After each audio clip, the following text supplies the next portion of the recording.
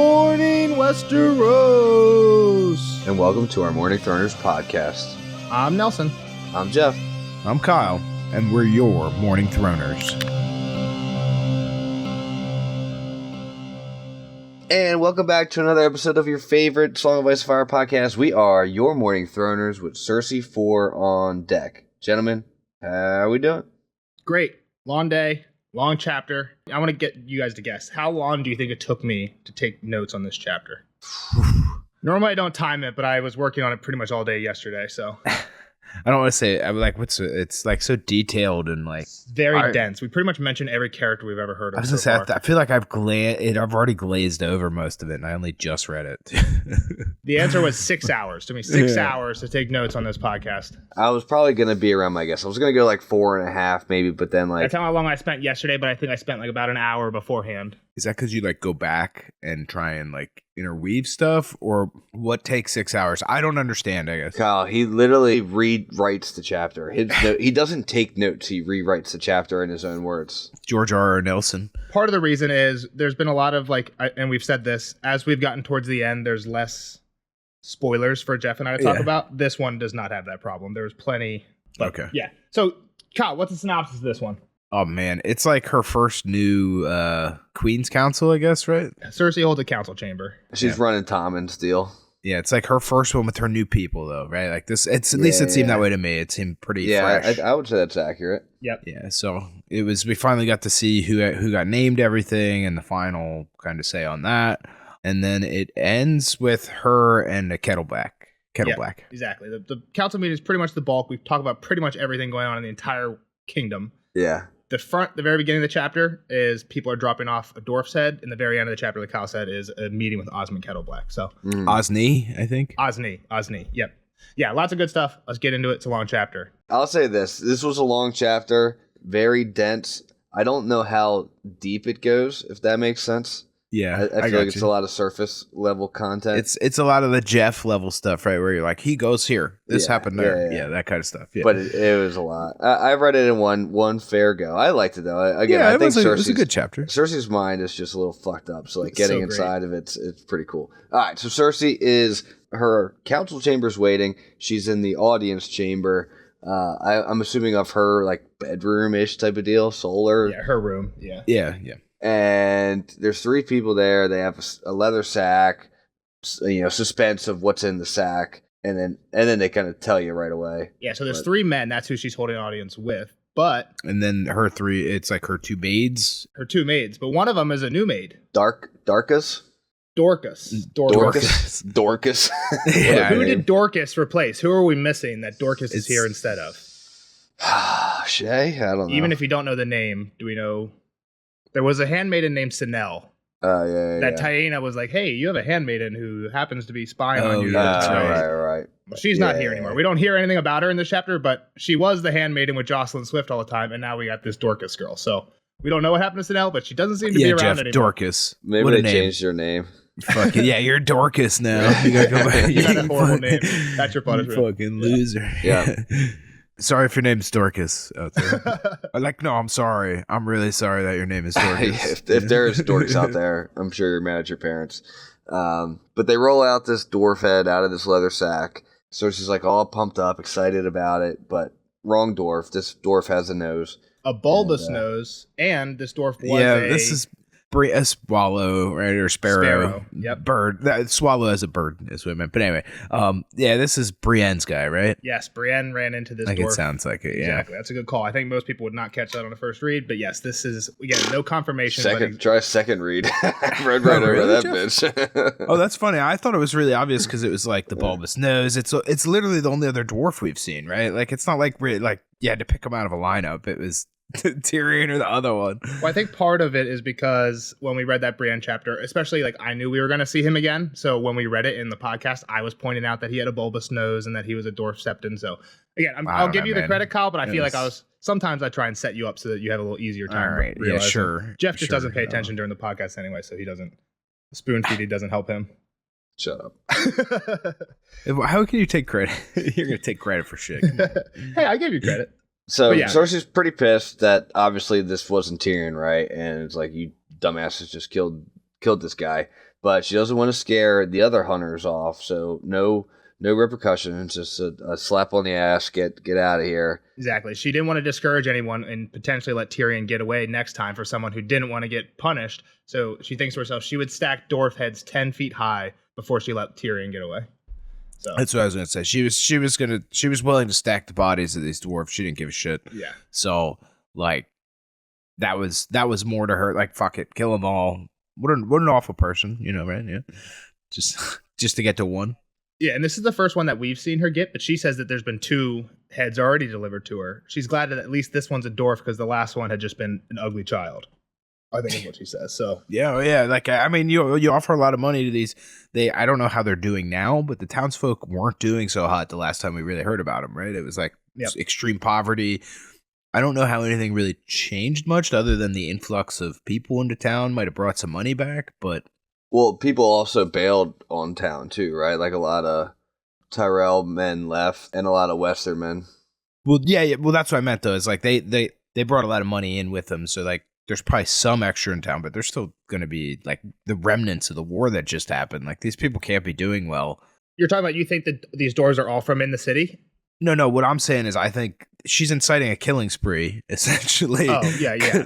Because these people are like, fuck, any chance I get to eat tonight, like, well, yeah. I just got to bring her the right dwarf or somebody that passes for Tyrion, right? Well, these guys didn't get rewarded. They just didn't get punished. But yeah. What I'm saying is exactly. You get lordship was the reward. Yeah. Like, it's not even just money. This is like you get status. Yeah, potential huge reward and 0 downside for being wrong. Well, and the sad part is 3 people have been killed already. Yeah. One of them was a kid.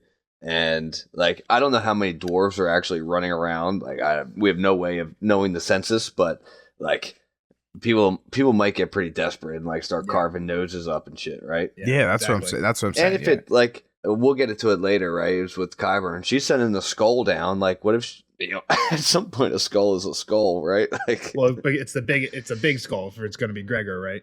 Well, yeah, a little bit different. I'm just saying, like, if you want to win this lordship, like, and you really, you're saying just bring Cersei a skull and be like, this was Tyrion. Trust me, it's just been a while since we killed him. We killed him up north.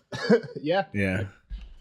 So she's upset. Osmond's pretty sure, trying to shore up, like, we'll find him. We're gonna kill him. She's just not quite sure. So this is interesting because when they say that, they're like, we'll find him, we'll kill him, and she thinks, will you? And then right after that, she's like, last night I dreamed of the old woman. Maggie the Frog, they called her in Lannisport. I don't know if we ever got a name for her, but this seems to be the lady who, like, sucked the blood off her finger and gave some prophecy. Remember the frog lady, at least, I think? So maybe it was Maggie the Frog. So I think at 2 points she might have said the old frog lady, and then she might have said Maggie in the tent, or something like that. Yeah. Just interesting because it seems like she's relating that to killing Tyrion. So something about what she said seems to be related to Tyrion is what I'm getting from that line. And then I think this is actually one of the most important quotes in all the books. I don't know if it necessarily relates 100% to Cersei, but what she says here is Melara said that she said that she has never even told Jaime about this prophecy that she had or whatever. And she says that her friend Melara had said that if we never spoke about the prophecies, we would forget them, and that a forgotten prophecy can't come true.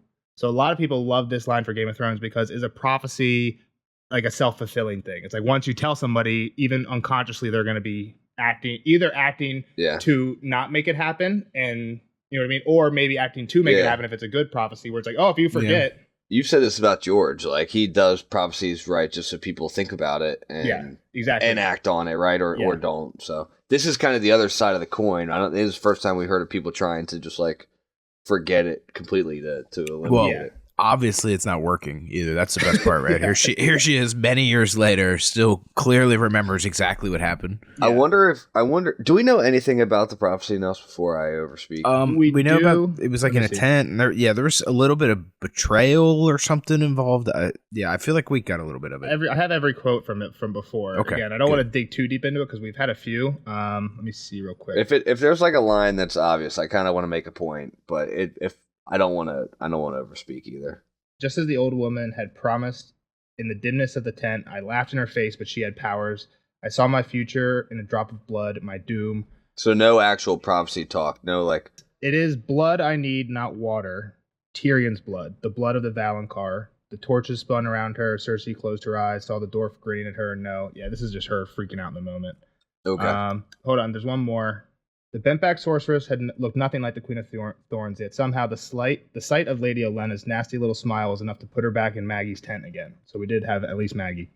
She could still remember the smell of it, redolent with queer eastern spices, and the softness of Maggie's gums as she sucked the blood from Cersei's finger. Queen you shall be, the old woman had promised, with her lips still wet and red and glistening, until there comes another, younger and more beautiful to cast you down and take all you hold dear. That's what we've heard. That's it. Okay, and I won't say my piece then. And I don't even know if it lines up. We only get one scene of this in the show, and they basically just throw the prophecy in your face. So exactly. There's no like guessing about it. So I don't even know if it lines up to what my thought is. I'll save it for later.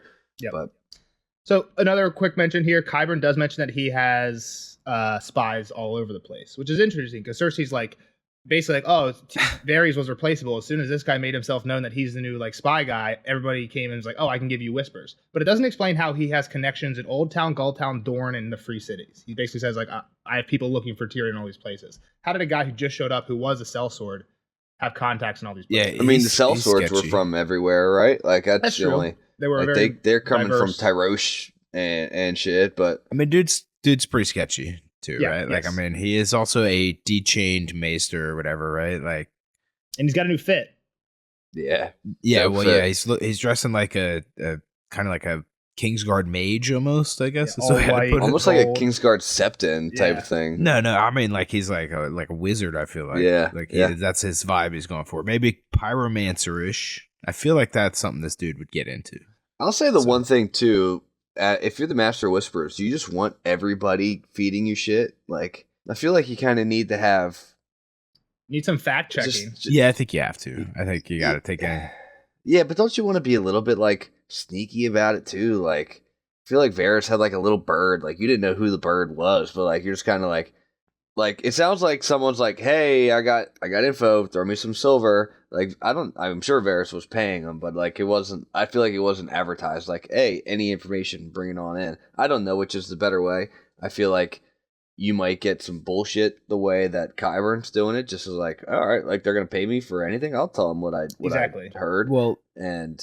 Yeah. Two things. One, Varys was a little weird as shit, right? Like, so I mean, like that was kind of his game. Was also being like, nah, I'm a little fucking spider. Like, nah, you don't know what I'm doing, right? Like, so I mean, that was definitely part of his gimmick.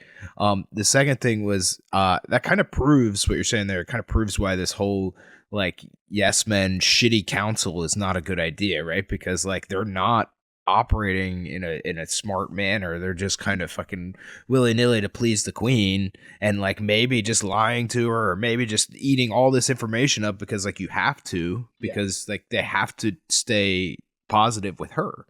Yeah, I guess the last thing I'll say on that is we don't know where Varys is, right? So like I guess I'll throw two possibilities out there. What if Varys is still the middleman for all the news, and Qyburn is just talking to Varys in a wall somewhere? Or what if it's the other way around, and Varys isn't talking to Qyburn, but still has all his connections and is still in the city and is feeding them false information to make it pulling the strings or something? Yeah, exactly. You think it's, I think of the two. I mean, that's what I'm saying. You could throw some bullshit at him. Just so everybody's clear, Kyle was not. Well, I didn't want to talk over you. You're good, but he was not even for the second one. So it seems like Kyle agrees that Varys might be manipulating things against Cersei, not for Cersei. Right. Yes. Yeah. I think Varys.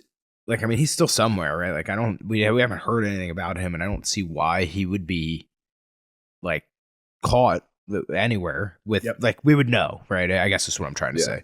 Like, if he was captured. So yeah, he's got to be somewhere, and dude was sneaky. So maybe he's the one still hiding in the walls, hanging from the bell tower or whatever, right? Swinging on the ropes. Yeah. So it sounds like Qyburn's pretty convinced Tyrion left the Seven Kingdoms. Cersei's not. Cersei's still like, this motherfucker is on the bell tower, right? Yeah, he's fucking, he's probably listening to us right now. He's just in the walls. Yeah, so Cersei and Qyburn are talking about what you guys are when they're basically just them on the way to the council chamber, talking about what you're talking about. And the reason that they're mentioning, she jokes that Tyrion isn't out of the city, he's swinging the bells like Jeff said. The reason they're saying that is because the bells are ringing. Why are the bells ringing? The Septon's dead.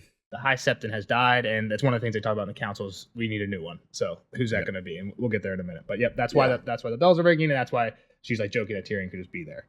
Yeah. Before that, though, she does ask him, like, yo, did you do that task I gave you? How's that? Did you wrap that up? And I kind of mentioned it earlier. They're preparing a skull to send to Prince Doran. And I will say, it seems like, I don't know if they call it out, but someone I think alludes to Gregor has stopped screaming as well. So they have a skull now, and like someone says like at least the bells are more melodious and like they're better than listening to Gregor screaming all the time. So yeah. Yep. So he had beetles clean the skull and they're shipping it off. Kyle, thoughts? I mean, I guess I have to take it at its face here. I can't think everybody is still alive, I guess. So I feel like that's my go-to. I think Pycelle goes into detail about like he has to be dead, right? Like, well, that's at least Pycelle's take. It's like no way he could be alive. Well, and then Cersei seems pretty pissed too, right? Like that he's dead, or that at least Pycelle couldn't save him. Probably because Tyrion has appeal possibility now. It was a tie. Twilight Combat's a tie. Right? I'm not guilty. I'm not guilty anymore. Who died first? Yeah, I guess. I mean, who died more painfully? It's just a redo. Name a new champion. Yeah, redo. Yeah. Replay it down. Yeah. Anyway, they get in there and Qyburn takes a seat. Lord Qyburn. Yeah, Lord Qyburn sits down. It's funny, on the way in, Cersei thinks to herself, like, I can't wait to see what Grand Maester says when Qyburn walks in. And which is funny, because, like, Pycelle was supposed to be, like, not her dude, but, like, a while ago, he was kind of close to her. Not close He was, like, the one scheming for the Lannisters. Payroll. Yeah. Seemingly going behind Robert's back and the rest of the council's back to please the Lannisters. Yeah. Before she gets in, she just does note that Boris is looking pretty gray. Yeah. He's guarding the door. He's the eater. He's the food trier. Which is funny. Like, if he actually is looking sick, you think Cersei should be worried about this, because that means Tommen might be being poisoned. But she like jokes about it, like, you look sick, food taster, going in. Yeah. I don't know if he actually does. I think she might just be joking, making making fun of him for being the food taster. Yeah, I was unsure because that's literally the next scene. She did say he's looking gray. I know, but she's like, what a shameful fucking task for this night. Like, sure, it tastes good, but like that's nothing to be proud of. Yeah. Pycelle not happy about Qyburn, first even being there, second being a lord, being called lord, and then he's just unfit to be in this presence of people. Yeah. And so she's like, unfit? Did you smell Tywin? Wasn't that your job? Like, you fucked that up. Who's unfit in this room? And he's like, what do you want? We took all the bad stuff out. We put smelling salts in and flowers and shit. Like, we did it all. Like, he was dead. Yeah. But I mean, they must have some baseline. Like, the body should be able to last longer than Tywin did. Yeah, I mean, they do this. They have to do this relatively frequently. Yeah. Imagine what his ass smelled like in the cart now traveling west. Like, at some point, there's a point where you gotta just like burn it, let's put it in an urn, flooding. No. The other way, Jeff. At some point, you stop smelling. The rot stops. Yeah. I guess that's probably it is true. Yeah, I mean, eventually it goes away. You just get like. Kyle has a lot of experience with dead bodies. Yeah. I mean, I've seen dead shit. All dead shit doesn't stink. You ever find like an old squirrel in the wall or something? That's fair. That's fair. Like, in the wall? In the wall, in the woods, not in the wall. Oh, gosh. Old mice in the wall or mouse in the wall or something. So Cersei looks around. She's thinking, my counselors, Cersei had uprooted every rose and all those beholden to her uncle and her brothers. Went in and cleaned house. Yeah. In their places were men whose loyalty would be to her. She had even given them new titles borrowed from the free cities. The queen would have no masters at court besides herself.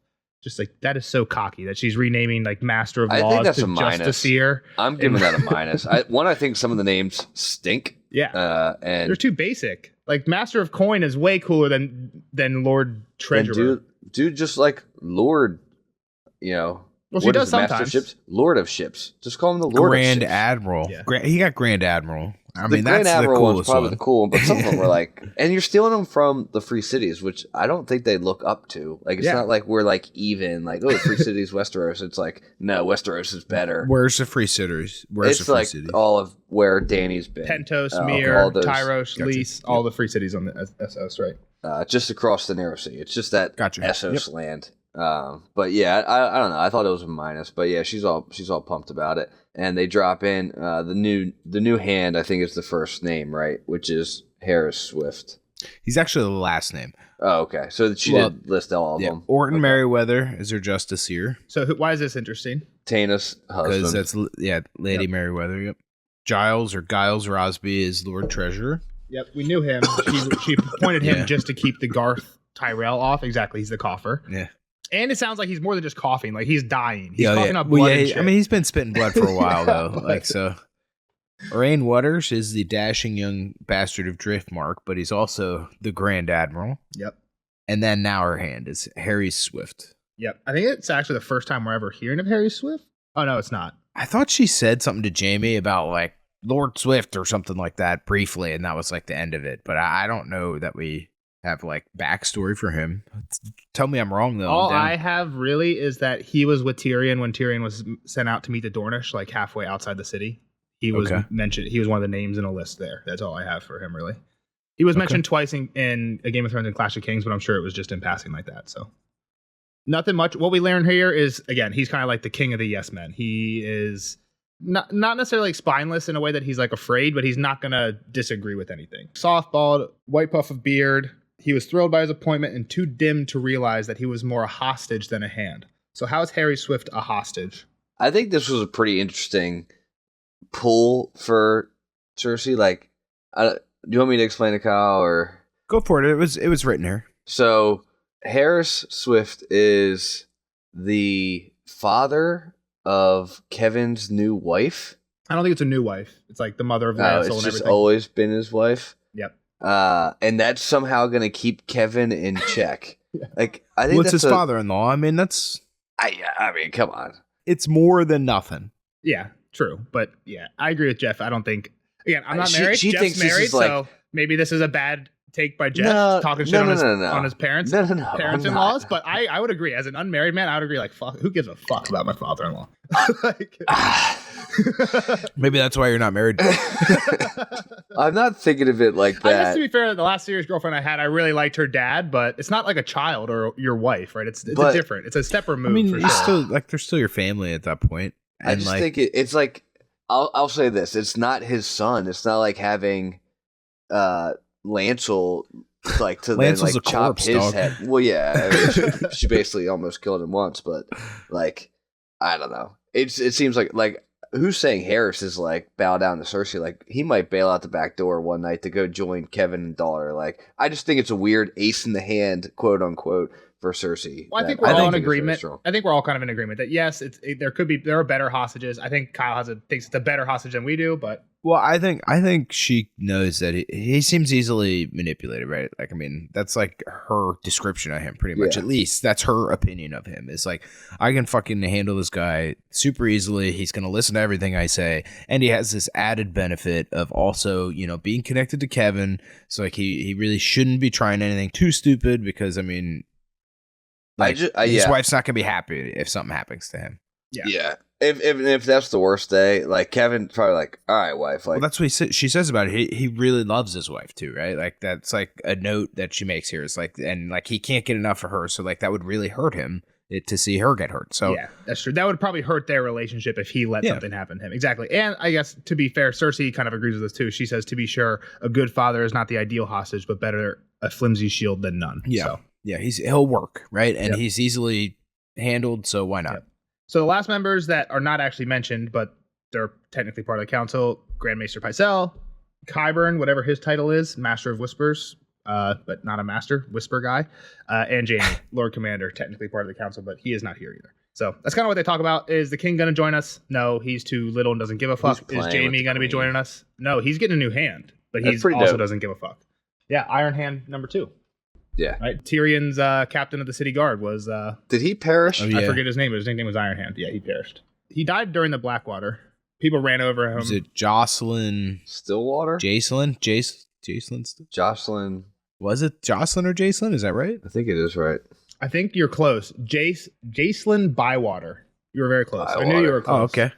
All right. Called Iron Hands. Yep. He was killed when people were deserting from the Blackwater, and he was trying to stop them, and they were like, fuck you, and they killed him and deserted. Yep. I'll take it. All right, so first measure of business. Doran has written to the council. The people of Doran are pissed. The Sand Snakes are locked away, and they're mad that justice hasn't been paid. So, like, we need something here quick. Like, let's go. Cersei also starts drinking. Yeah. Also starts drinking before the meeting. What kind of wine you got? Yeah. She's like, Dornish is too sour. I hate this. Dornish is as sour as the actual Dornish. Give me the Arbor Gold. Yep. All right. So someone asked, I don't have the name. Someone asked, is the mountain actually dead? Oh wait, Swan. Hold on, let me reread my notes. Swan was taking head down and doing something secretively. What the fuck does that mean? Pycelle says that Doran has taken the Sand Snakes into custody and Sunspear is still pissed off. And Cersei's like, don't worry, that's almost done. We're sending Balon down to Sunspear with the head. And she thinks to herself that Balon will have another task in Sunspear, but she leaves this unsaid. Kyle, thoughts? Well, he's definitely going to get, what's her name? Marcella. That's my. So it's interesting because Balon wants a Kingsguard, right? We already have a Kingsguard down there, Ares Oakland. Yeah. So I understand why you can't just like send a letter and be like, Ares, bring Marcella back because it goes through the Dornish. But so I think that's a fine answer is like just bring Marcella back, but that's it. How we're just gonna take her in the night? We don't have a plan. What's the plan? Yeah, he's gonna come in and be like, yo, Oakheart, we gotta get out of here, and they're gonna leave. Okay. Yep. So someone asked if Gregor actually is dead. They stopped hearing him scream, right? And Pycelle's like, had to die. That poison. Fucking told you. I Pycelle told says. you couldn't treat that. Qyburn. Little side eye to Qyburn. Yep. So that's the end of the first conversation. And next conversation, Sparrows / the Faith / New High Septon. Religious stuff. Yeah, these dudes we've seen on the road are now everywhere around town. They finally made it here. 2,000 here already, and more are getting here every day. They're talking about end of times, doom, and demon worship is what she says, or whoever says it. Yep. And Cersei actually, I think, plays this pretty well. Cersei here says they're right. Yeah, Stannis, right? The Red God is a demon. Like, he is a demon worshiper. So she, again, I don't know. The Sparrows might be talking about Cersei. I don't think it's clear that Cersei's worshiping demons, but they might also just be actually talking about Stannis. Because if you're very religious for the Faith of Seven, Stannis should be an affront to your religion, right? So, and she's like, yeah, this could be good. We can use the Faith because they should be on our side with this. Like, we're supporting their religion. Stannis is supporting another one. This could be good for us. I don't remember any of them on the road being like, we need to go protest the queen or something like that. Like, we've run into a bunch of these people through characters. So, like, you know what I'm saying? Like, it didn't seem like that was their mission to me. But that's just kind of my opinion of I think literally when Brienne saw them, they had a cart full of bones of holy people who had been killed at Seps and stuff during the war. And they were taking them to King's Landing to lay them before... Inter them? Well, no, I think to be like, what the fuck is this? And like kind of seek some sort of... I don't know what they would want from it. Then I forgot about that. So, okay.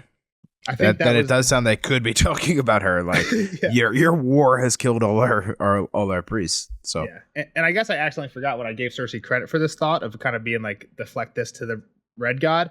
She thinks, okay, Qyburn had reminded me about this, that I could kind of play it this way. So this was Qyburn's idea. So she's like you, just never had an original thought. That's fair. That's why you surround yourself with good people. Like you guys. Like Cersei. Cersei picked Qyburn. He looks like he's got a head on his shoulders. I don't know, man. Didn't we just go on this thing about how he could be fucking feeding her bad information from all these people? Could have ulterior motives doesn't mean he's not smart. So it's a trust problem, not an intelligence problem. But yeah. Great. So now High Septon 2 is dead because we already had the first High Septon die during the Ride of King's Landing. High Septon 2 is now dead. We are on to new High Septon. Did she kill him? Was he old? I don't remember. He was just ripped off of it. The first one, you're saying this one here. Yeah. We don't know. We just know he died. They say he was old and he died. Like Qyburn here says something like... it was written in a way, Kyle, that was like, yeah, let's slip this guy a little fucking poison and call it a day. But Cersei was definitely sus on him in the past because Lancel said something about like confessing all his sins to the High Septon, and Cersei's like, wait a minute, a lot of your sins are related to me. Did you name drop? Well, and she was also mad because her dad stunk, right? Like that. Well, I don't really know if the High pissed her Septon off. got blamed at all, but she also didn't trust this guy because Tyrion technically appointed him too, because Tyrion was hand after the riot, so she didn't like this guy. But again, I don't know if there's any real hints here that reason she killed to him. murder him. Okay. Well, no, she definitely thought about like something needs to be done here. I don't know in this chapter if there's anything except for Qyburn seems to be like, we shouldn't be surprised he died in his sleep. He was old. Like he kind of like explains it when it doesn't need to be explained. Nobody was really asking. I don't think that's a huge hint, but that's the only thing that kind of, to me, drew any attention to, could there be some foul play here? Yeah, I mean, enough that I thought it. So. Yeah. That was pretty much the next part. And then they're like, okay, well, who are the candidates for the next High Septon? Cersei says, I have friends in Baelor Sept. I have some spies, and they told me Reynard and Torbert are the top candidates. Pycelle's like, I also have friends over there. They told me Septon Alador. Qyburn's like, well, I also have friends over there. Don't discount Lucian. I heard that last night he feasted 30 of the most devout, so 30 of like the highest priests, And then during the day, he gives out hard bread to the poor to prove his piety. Which again, I just like. I hate this type of shit. Just like. What are you saying? It was all for show? Yeah, trying to pretend like you're humble when really behind closed doors you're throwing huge parties for your buddies. You're popping champagne. Yeah, exactly. Like, if you're gonna pop champagne, but then don't go on the on the streets. Give them a little bit more than some bread. Exactly. Yeah, invite those people to your let them get champagne some party. Champagne. Exactly. Well, I mean, if you're gonna pretend that you're goodly, right, or godly or whatever. Yeah. So Cersei, while they're talking about this, Cersei looks at Arryn and she's like, "Damn, he's as bored as I am. No one gives a fuck about this religious talk." It's pretty much what Cersei's thinking. But he's giving her fuck me eyes too. I was gonna say she kind of likes him, it seems too, right? Like that's part of why she appointed him for sure. And see, she even kind of said it to Jaime or something. Too. Not Jaime. It was somebody last chapter. I'm sorry. And she says it here too. Rhaegar. She says, Rhaegar. No. She said it to somebody. I thought. Oh, I thought she told somebody that, like, when she was talking about why she was going to pick him last chapter. Oh, I think it was to Jaime. Yeah, Jaime was like, "Why the fuck did you pick him? Like, should have been Red Wine, who's bringing the actual fleet." And Cersei gave some like qualifications, like, "Oh, he's vigorous," and Jaime's like, "and handsome," and then thinks about fucking her. Exactly. So Yep. So she thinks again he looks like Rhaegar. His hair isn't actually gold; it's more silver, and his eyes aren't actually like purple; they're more gray green. But still, he does pretty much look like Rhaegar. And she's like, "I wonder if he'd shave for me."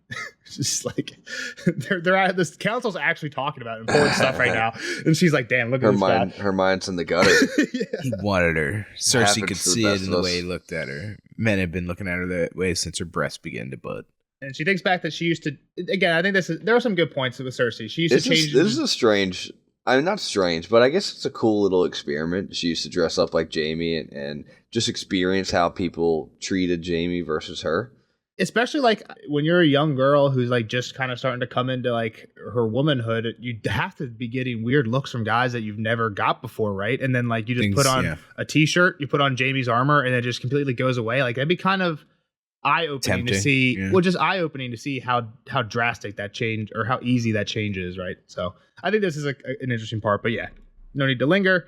She says, "Whoever they pick, all I care is that they have to pronounce an anathema on Tyrion." Jeff, Game of Thrones word. You should probably know this. It's a real religious word that they use in like the church.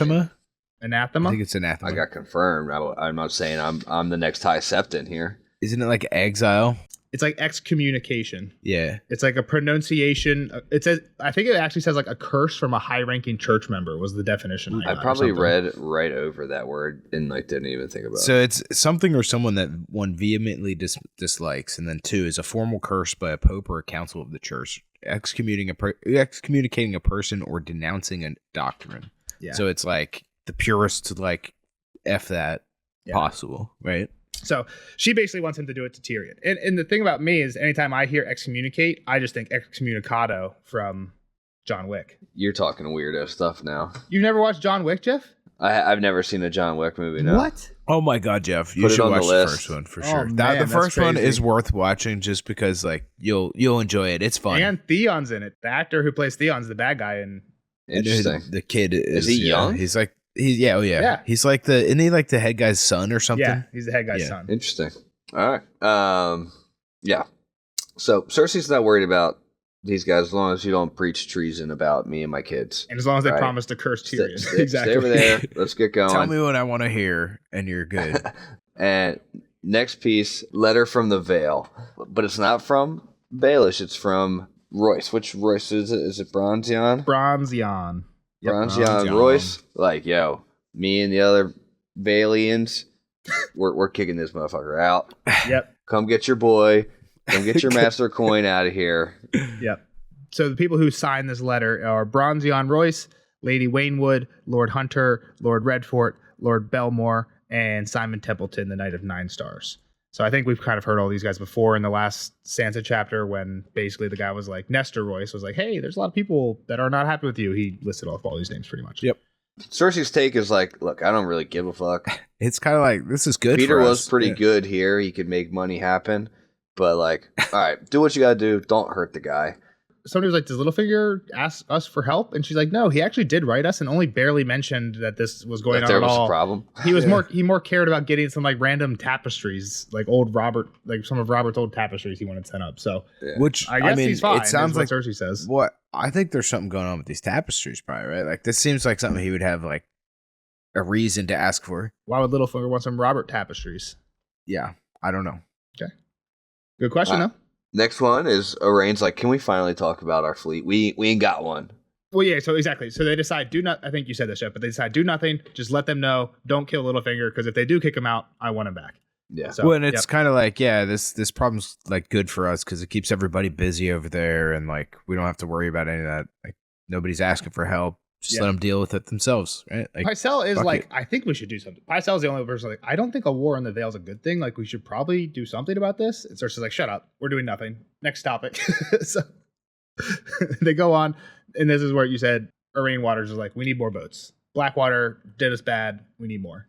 Well, the best part is she's like, somebody's like, as long as they pay their taxes. So it's like, yeah, fuck them. As long as I don't exactly. care. As long as the money keeps coming. Fuck you, pay me. Yeah, we're all good. Yep. So Oraine's like, yo, we ain't got a fleet. Can you get me one? Like, I'm master of nothing right now. I'm admiral of nothing. So what are we doing? I think gotta get some boats. The Ironborn might be able to help us, and that kind of stirs some talk. Like, what the fuck? We don't want that. We don't want them. Yeah, they're too greedy, right? We can't deal with them. Essentially, is what her opinion is. And we got one. They don't have a leader right now. They're in this kind of weird transition. They're also busy in the north, about to get sandwiched by the Boltons if all goes to Cersei's plan. It's interesting how little they know. They're like, well, who's the heir? Like, Balon's dead. Who's next? And they're like, Theon. And they're like, well, isn't he dead too? And they're like, well, he's a Stark guy anyway, so he wouldn't be our friend even if he's not dead. And someone's like, well, aren't there other brothers? Which there were, but they died too. And no one knows. And Cersei's like, fuck it. Varys would actually know. Like, at least Varys would fucking know. All these whispers, and I ain't got no details. Like, we're reading Ironborn chapters. This is the whole thing that's going on over there, is they care who's up next. And these people are like, I don't even know a single fucking candidate. Yeah, we get nothing on it. Exactly. Yeah. So it doesn't help here. This is a useless tidbit to me. Yeah. I think one of the main themes through this is they're not trying to help. Like, they're the small council of the realm. Every decision they make should be for the betterment of the realm. Themselves. They're like, let the war go on in the Vale. We don't care. It's fine for us, right? That takes something off our shoulders, right? It's all about them. It's not about the realm, which is the opposite of how this should be right now. So, again, same thing here. They don't really know or care, but they're like, crap, they can't help us. So, moving on, right? Yeah. They're like, we can't get the Greyjoys. We need to build the fleet. Pycelle's like, we don't have any fucking money. We ain't got no money, so we're fucked there. So, but Cersei's got a plan. She's got it all mapped out. You said that way too fast, Jeff. It should have been like a lot of coughing and a lot of blood. Yeah, because that's where Giles gets to come in. He's the treasurer. We're like, hey, is it in the budget? we have no money. Cersei's like, shut up. We're not going to pay our debts anymore. Lannisters we do pay our debts, but we're not going to pay them. For a little later, we're just going to kick that can down the road a little bit. Well, it's interesting because they do point out that the crown's incomes are higher than ever. But Giles, again, coughs out that the expenses are also higher than ever. We have more gold cloaks than we have gold, is what Cersei translates for them through all the coughing. In here, she thinks, like, fuck it. Maybe I should have just let that Tyrell guy who stinks and farts a lot come. Maybe it wouldn't have been that bad. And exactly, she's like, we'll pay back later. And it seems like the people they'll be paying back later. It's funny because Cersei could probably actually do this for the most part. If I remember correctly, the crown was $6 million in debt in Game of Thrones when they were planning the Hands tournament, and half of that was to the Lannisters. So, like, okay, just stop paying yourself back. Yeah. And keep paying the other people back, right? That is a totally doable thing in Cersei's situation. But no, the two people she mentions that they're not going to pay back are the Iron Bank and the Faith. Are the two people that might knock on their door? Exactly. Yeah. Like, you're the Lannisters. You can knock on their door. What are they paying the Faith? Are they paying the Septon's salary? Or, like, are they borrowed? It's a debt. They've taken a loan. They've taken a loan from the Faith. I mean, I guess it's a bad example because the Catholic Church is, like, the biggest business in the world, right? Like, I don't know. They have the most money. Because they get off. No, I think George is not a religious person. I'm sure that's exactly what he's getting at, is that the Faith is a business collecting donations and then loaning it to the crown. My guess is, like, are people, like, putting offerings up to this holy faith? And, like, is that the debt is, like, all right, these are people's offerings. We'll give the offerings to the crown type of thing. No. Well, yeah, I'm sure there's a treasurer for the High Faith, and they go around and they collect their donations and they get their offerings or whatever, and then they're like, how can we make this money more money? And they loan it to the crown. Let me say this: this is the first time that we've heard of the Septons having like a centralized thing. Nope. The Holy Faith. Littlefinger in Game of Thrones has mentioned haggling about loan prices with the High Septon. Okay. So yeah, I think Jeff was kind of suggesting that people were donating to not the government, the king and the queen in the name of the church, and then that was what they were giving. I was more so like they're donating to the church, and then the church is like banking that money, and then like we'll loan it to you. Which exactly. How else are they making money? Like they're not selling raffle tickets. Like how big companies like Apple and stuff own stocks in other companies, right? Yeah. I think it's the same thing. Like the faith is kind of like a company, and they own stock. They have a loan. They've given money to the crown that they're getting interest on. It's the government. You just own the government a little bit. Yeah, it's not supposed to happen, but we know how it goes. But yeah. All right, but the Iron Bank is. Do we know anything about the Iron Bank? I think Pycelle here says. The Braavosi have a saying too. The Iron Bank will have their due. Like this isn't a good idea. They sound a little more intense. They will knock on your door. Yeah. The Lannisters always pay their debts. This is like we're coming for you. The thing about like being the loner though, like just keep adding points on, right? Like no.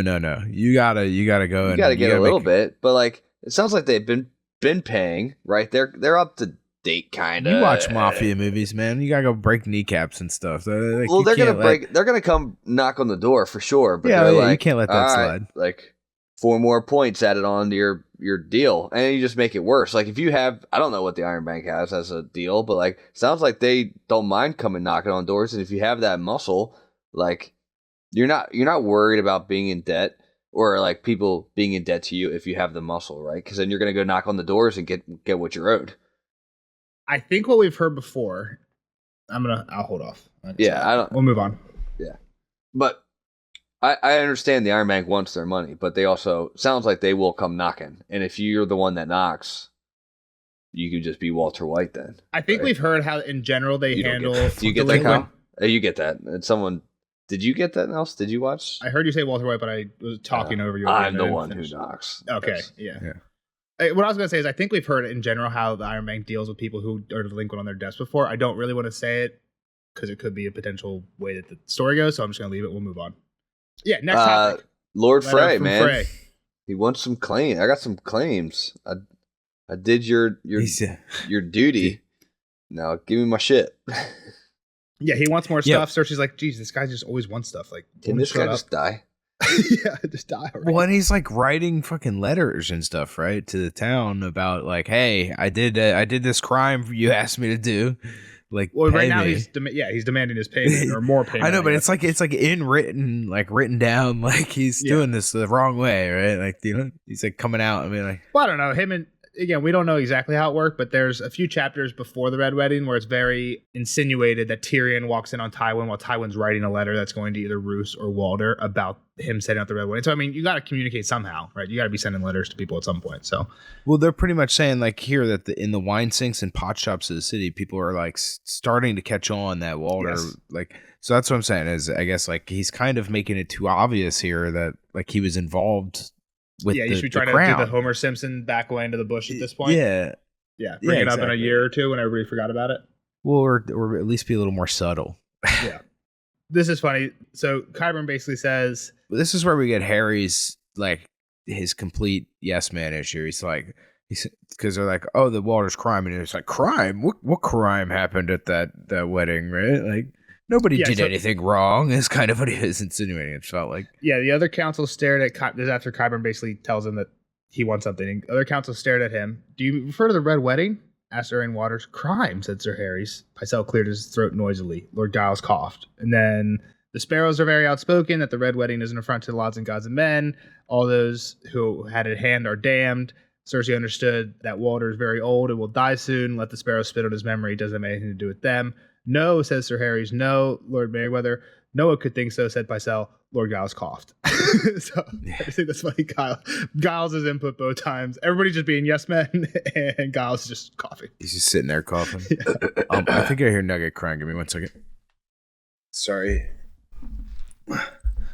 He's old and gets stuck places. That's so good. Nugget. Are we? I just scrolled around in my notes and I'm lost. I don't know. Did you guys talk about the next Lord Frey at all? No, not that yet. So the Sparrows are damning everybody around them, and Cersei's like, oh gosh, like this guy, fuck this guy. Like, thank you for doing what you did, but like, can't wait till he dies. Can't wait till he die. Maybe we can use the next Lord Frey And well, Qyburn wants to punish them, right? Like a couple of them. Exactly. Cersei's like, we'll just wait till they die and then they'll be happy. And Qyburn's like, yeah, but someone needs to be punished probably. Like they're gonna want. Yeah. The people aren't going to be happy with us just accusing the dead person. It's like, again, it's just the Lannister go-to. It's like, hey, who's Dorne mad at? Oh, it was Armory Lawrence, the guy who's already dead. Yeah. Exactly. Sorry, he's dead, but it was him. Hey, you got your justice. Yeah. Old Man Frey's not going to put anybody up for the punishment. So she's thinking the next in line will have no problem throwing a stepbrother or two under the bus. Which I think is kind of true from what we've heard. In the Merit chapter where he's going up, he's basically like, I need to do this because right now I have a place with the twins, but as soon as Walter's gone, like then it splits into factions because there's 9 definitely different some infighting of all of us, right? So like Dads most of them are aren't getting full taken out. brothers. Exactly. That's how it goes. It dilutes and like everybody wants a little claim to power and fame and whatnot. So they kind of all start scrambling at the vacuum. Yeah. So Cersei's actually right that if Walter died, it would probably be pretty easy to get whoever the next lord up is. I think at this point is Ryman to just kill off half brothers or cousins and stuff. Yep. So the next topic is the rumor that the Golden Company has broken their contract and they are coming over to help Stannis. Yeah. Before we get into it, I'm going to read it because I know Kyle's kind of interested in this part. He was texting us a little bit about this. I'm going to read the only quote. I asked. Just real quick, let me read the only quote we've ever heard about the Golden Company before, just to refresh. That's what I was going to say, is because we had heard a quote about him and it kind of seemed interesting. So so this is Arianne Martell talking to Ares Oakheart. Basically, Arianne, I don't think it's actually clear in the quote I have, but Arianne is insinuating that the Golden Company are breaking their contract to help her brother take her throne from her, the Dornish throne from her. Because her brother has been fostering somewhere, and there's talks of stuff going on. She's suspicious of this. Are you aware that the Golden Company has broken its contract with Myr? Sellswords break their contracts all the time. Ares responds, not the Golden Company. Our word is as good as gold has been their boast since the days of Bittersteel. Myr is on a point of war with Lyce and Tyrosh. Why break a contract that offered them the prospect of gold wages and good plunder? Perhaps Lyce offered them better wages, or Tyrosh. No, she said. I would believe it of any other free companies, yes. Most of them would change sides for half of Groat. The Golden Company is different. A brotherhood of exiles and the sons of exiles, united by the dream of Bittersteel. It's home they want, as much as gold. Lord Ironwood knows that as well as I do. His forebears rode with Bittersteel during the 3 Blackfire rebellions. So, that's what we've heard of them. They don't break their contract lightly, and they're pretty much made up of exiled Westerosi. So they're not like mostly Essos people. They're exiled Westerosi who want to come back to Westeros as much as they want anything else, right? So it's understandable that if Cersei's out here and they broke their contract, she's thinking, okay, they're backing or somebody suggests that they're backing Stannis, right? They're setting sails to come home. Yeah, I think Orain suggests that. Yep, and everyone's like, "What? Like the war is all but won. Like they ain't got shit. We got that." Plus, Stannis can't afford that, and Cersei's like, "No, he probably can't." And Qyburn talked to people from a Myr ship, and the sound is that they're going to Volantis. They're going west. Kyle asked for the map when he was reading this part. Okay. So east. They're going east. Exactly. Yeah. They're not going. Yeah, they're not going west. So does that sound like to me? I guess that sounds like this might be bad information or not complete information in terms of Orain's suggestion here. That's my opinion. Well, they either went northwest or they're going southeast, right? Yeah, but it sounds like the southeast sounded like that was like where everybody thought they were going here, to me at least. They were like saying they were suggesting that they would be going to Stannis. I mean, they have a little bit closer of a source, right? Having an actual person on the docks could say which direction they went. Okay.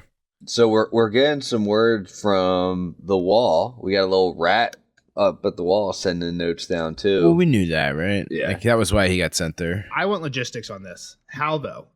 To me, this should not. This is only possible. To me, it actually is believable, but only because Aemon and Sam just left on a fucking ship. So right? who's got the crows or ravens? Clytus would be the only one there, but again, he goes to take a piss or something. You know he's going to be gone for an hour. You could probably sneak in there. When it was Sam and Aemon both, I think this is less believable. Now I think you could probably get away with sneaking it by. But yeah, like this can't be a regular thing where they've been getting updates. Do you think him. Nobody can just write I mean, I guess there's got to be some censorship to it, right? Like you can't just send any notes you want out and about. But like say that's kind of what I was talking about, the Walter thing. I mean, if it's Aemon though, like maybe like you could be pretty sure he's not going to read it. Slip one by him. Well, he's blind, so yeah, but I guess my point is like say you're just John and you wanted to send a note to Winterfell, like, is that fair game? Can you just grab the Winterfell crow and send it out? Now he can, but when he first got there, it would have been proofread by Lord Commander. Yeah, probably. I would agree with that. Yeah. All right. So, yeah, the big thing is the Northmen. Stannis is trying to team up with the Wildlings, and that's going to throw everyone. And she's like, "Ha, that'll piss the Northmen off. Like, they'll be on our side for that. Like, they'll take care of Stannis. They'll hate that." Yeah, exactly. It's like all these problems are just going to solve themselves, is what she's thinking down here. Like, the war's over. Everything's like everybody else is fighting. Like, I don't have to do anything. This is perfect, right? And we've actually gotten a handful of Northmen to actually join cause with the Bolton. So the Umbers, the Risewells, and White Harbor, who we know are the Manderleys, which is then name dropped a little bit later. Did you say this, Jeff, that the reason at first they don't say it, but it seems like they were afraid that it was going to be hard to win some of the other northern houses to the Bolton side because of the Red Wedding. But now that Stannis is joining up with the Wildlings, he's united them against all the Northmen hate. Enemy of our enemy. Exactly. So, well, it's nothing we hate more than the fucking Wildlings, right? So, yeah. Roose is better than them, exactly, is potentially the thought. And then Wyman has some other reasons to be loyal. He wants his son back. Yeah, they have his son. But Manderley's got a little hostage. Not for the Lannisters, but he's got Davos. So, it seems like he's just doing everything to try and get his son back, right? So he's signed up to marry his two granddaughters. Name drop, Kyle. Are you ready for that one? Yeah, man. But I mean, like I said earlier, I always say everybody's alive. So, but Davos, we got a Davos sighting. He's alive, but it sounds like maybe not for long. So, yeah. Good news and bad. But I mean, he was alive, but maybe not for long last time we saw him. So who knows? That's true. True. He lives his life that way. Out of the frying pan into the fire. on a rock into the frying pan into... The last few times we saw him. Exactly, yeah. On a ship that got hit by a cannonball or whatever that was. So this is funny. She's basically saying, like, hey, he's doing everything we say. He's going to marry his granddaughters to two of the Freys. He's opening his ports to our ships. Harry's like, wait, I thought we just had this conversation. We have no ships. She just ignores that and moves on. Or I guess Pycelle just ignores it and moves on. And he's like, Pycelle's like, wait a minute, Manderley was pretty loyal to those Starks. Can we trust him? And Cersei thinks that they can't trust anybody. And this is where she points out we have his son. So he's fat and old and frightened.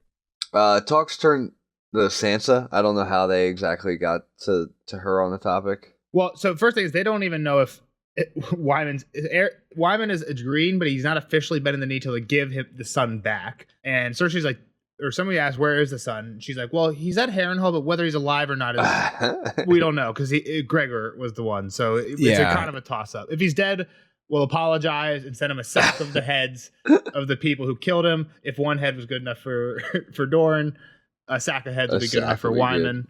Oh, man. Sometimes just her... Yeah, she sucks. Her reasoning is crazy. It's just so funny. Like, she just, like, people don't have emotions. Like, oh, okay, a sack of heads that'll pay for my son. Cool. Yeah. She just thinks she is the best queen, too. This is one of my favorite lines in the whole chapter. This is when Pycelle says, hasn't Stannis tried to win over Manderley? And Cersei says, oh, he's tried. Lord Manderley has sent his letters on to us and replied with evasions. Stannis demands White Harbor's swords and silver, for which he offers, well, nothing. One day she must light a candle to the stranger for carrying Renly off and leaving Stannis. It's a good line for sure. She's just like, thank God.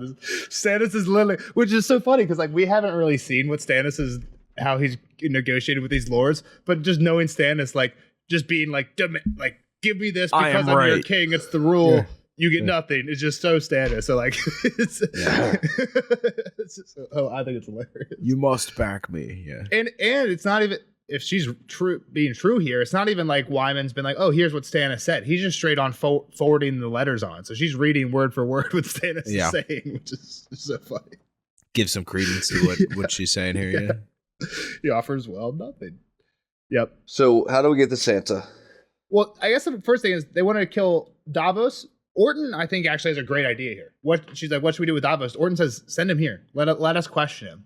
And Cersei's like, nah, kill him. Send a sign. It'll be a sign to what happens to traitors. She's like, okay, well, him sending could be a sign of loyalty for Wyman, right? So you still get the sign of loyalty, and then you could kill him to still show a sign to Northmen, and then you could still get you can try to maybe torture him for some whatever info you can get out of him. Exactly. It just seems like, to me, it seems like a great idea to send him on home first, but yeah, kill him. Davos's head is the coin he will need to buy his son's life. If he's alive. And she says he might have been loyal to the Starks, but the wolves are now extinguished. And Pycelle says you're forgetting Sansa. And that's how we got on Sansa, Jeff. She's like, I am not forgetting Sansa. Fuck Sansa. She doesn't exist. She's like, I should have locked her up in a black cell. Instead, I brought her into my family, treated her so nice. Tried to give her everything and make her proper. Treated someone better than I treated Sansa. It's like, Cersei, were me and you reading the same Sansa chapters? And well, it's gonna get worse for her. Once she does find her, it ain't gonna be quick for Sansa. She's getting tortured. Yeah, that's what she said. She's gonna be singing to the stranger, begging for his kiss by the time I'm done with her. It says an awkward silence followed. Have they all swallowed their tongues? Cersei thought. With an irritation, it was enough to make her wonder why she bothered with the council. So it's like she says she's gonna torture a 13-year-old girl till she's begging for death, and everyone's like, "What the fuck?" And she's like, "What is wrong with these people?" Are they not with me? She's like, what is wrong with these fucking idiots? They're like, maybe she's a little too crazy for us. Right? I mean, obviously I don't love Cersei. It's just so funny and great to read. I mean, her chapters are great. Like, she's so delusional. It's just like thoughts like this are just like, why aren't they on my page? She likes the other Stark. She likes the other Stark sister better because she's going to go get married to Ramsay after they take over Moat Caitlin. That's why they're going to be loyal, because we are going to get a Stark in there. But she pretty much says that it's not her. So long as the girl played her role well enough to cement their claim to Winterfell, neither the Boltons with much care... Yeah, in her mind. Neither of the Boltons with much care that she was actually some steward's whelp tricked up by Littlefinger. This is enough to get a name. I'm going to give it to you if you can't get it, Kyle. I don't think we've heard the name since book 1. Probably book 2. Early book 2. Kyle's not... If Kyle pulled this name, I'd be... impressed. Is it the girl, the daughter, or the dude that he's at the bottom of the What's Eyrie? A steward's whelp? No. I don't know what that means. Steward, so it's a steward's daughter. Okay, anyway, go ahead. I don't know. She had north ties. Yeah, and Jaime thinks it's a northern girl. It was Sansa's friend. Jane Poole. Vayon Poole was Ned's steward. And last we had heard, Littlefinger took Jane Poole. Okay. Yeah, Jane and Sansa were locked up together after all the shit kicked off. And Sansa's like, they came and took Jane. What happened? And, that's right. And we heard that she was with Littlefinger. We assumed she was put in a brothel or something. She's been in Arya training since. Yeah. Now she's fake Arya, Jane Poole. Yeah. Gene Poole, yeah. But And then the other news coming from the north is that the Night's Watch has lost their mind and named Jon Snow Lord Commander. Yep. And he's a traitor for helping Stannis. Yeah, we need to kill him. Giving him land and castles. We must kill him is pretty much what she says immediately. She also thinks here that she's pissed that Jon looks so much like Ned because it reminds her how much all of Robert's bastards look like Robert. And she thinks once after that sorry business with the cat, he had made some noises about bringing a baseborn daughter of his to court. Do as you please, she told him, but you may find that the city is not a healthy place for a growing girl. The bruise those words had won her had been hard to hide from Jaime, but they had heard no more of a bastard girl. So, what was she gonna do? Just have dudes rape her? I didn't kill her. She somehow would have killed her. Yeah, I mean, she said some awful things, right? That's an awful. It just also fucked up that it says it starts off with after the business with the cat. What's that mean? Well, didn't Joffrey do something to the cat? Joffrey cut a pregnant cat open for the kittens. The kittens and killed the kittens or something. And exactly. Somebody told him that cat has kittens in its belly. Joffrey took the kittens out and showed them to Robert, thinking he would be proud. Like, look what I got. And Robert was like, "What the fuck's wrong with you?" and hit him. You Jeffrey Dahmer motherfucker. It's just funny because Robert. It seems like it's not clear, but Robert's thought process is like, "Damn, fuck that one up. Let's pull in. Let's pull in a backup. Let me try to find somebody. Let's pull somebody off the bench here." Let me see if these ones are crazy. Exactly. It's not clear, but that's what I take from it. I think that's why we start that memory with after some business with the cat. Exactly. Yeah. Well, I think it is. I think it's telling for sure. And then she thinks Catelyn must have been a mouse. Otherwise, she just she would have smothered Jon. For not killing Jon Snow, strangled him in his sleep. That bastard. And what we would know from Kat is it took a lot of restraint to not do something like that, right? Kat was not very fond of Jon. I don't know if Kat would have ever killed him, but but she wasn't fond. She might have cursed him out. She definitely wanted him gone. Yeah. Yep, so Jon's actually asking them for help. We need more men. But he's also a treasoner like his father because he's giving Stannis castles and lands. Yeah. Yep. So, but I mean, it was like empty places. Like Cersei doesn't mention that part here. So I think this is a part that if you look at this from Cersei's point of view, you can 100% see where she's coming from. A lot of this stuff she's crazy on. This one, the Night's Watch, which is supposed to take no part. Stannis is at the Night's Watch right now, like with all his people, and they're just feeding him and housing him. Well, yeah, but again, like if you're not taking a part, then you can't just leave him out in the cold either, right? Like I think that's what they probably should have done. They can't, just numbers wise, they can't. But I think by the book they should have been like, "Sorry, Stannis, we'll protect you from the north, but we're taking a part." The other thing, it's even more complicated because Stannis helped him. Yeah, it's even more. That makes it more complicated, right? But exactly, if there wasn't the wildling thing that Stannis saved them from, the answer is to me definitely, "Sorry, Stannis, we're not against you, but you can't stay here. Like you got to go somewhere else." I think that is by the book should be the answer. But then again, too, like they're in a war, so him helping him against wildlings changes things. But to what extent? Think about even if they don't, right? They're at war. You have Stannis who claims he's king, but just not in King's Landing, right? So again, I guess you have the secession, so it should be Robb's quote unquote kid. So like there, you're having the Night's Watch pick a side, which I think is okay. I'm not. But that's not what you're telling them to pick Cersei's side right now. No, I'm saying you got to pick neither side. Nobody can come stay here until this is decided and there's a definitive ruler. Is how my so they just stay completely out of it, like stay the fuck away from us. Obviously they can't, right? Because Stannis saved him, so it's more complicated, and I think that's what makes it interesting. But I think you thinking of them just being like, "Nope, can't come here," is like not how. Like the Night's Watch is like almost like a safe space. I feel like for realm people, it's like, oh shit, we're in the north. Yeah. Like we can go to the wall, and they'll take us in at Castle Black. They'll give us a cup of hot soup and a bed for the night. For most people, yes. For kings, it's different. And I'm not saying it's not like a king or queen isn't welcome there. We know the Targaryen kings went up there, like Queen Alysanne spent time there. But there wasn't like a question of who's the king or queen at that time. So, right? So you're not picking sides. You're not taking a part in the politics of the kingdom. But again, they're not saying that, yes, we'll take sword with you. They're like, yo, all right, thank you. Thank you for saving us. Here's your soup.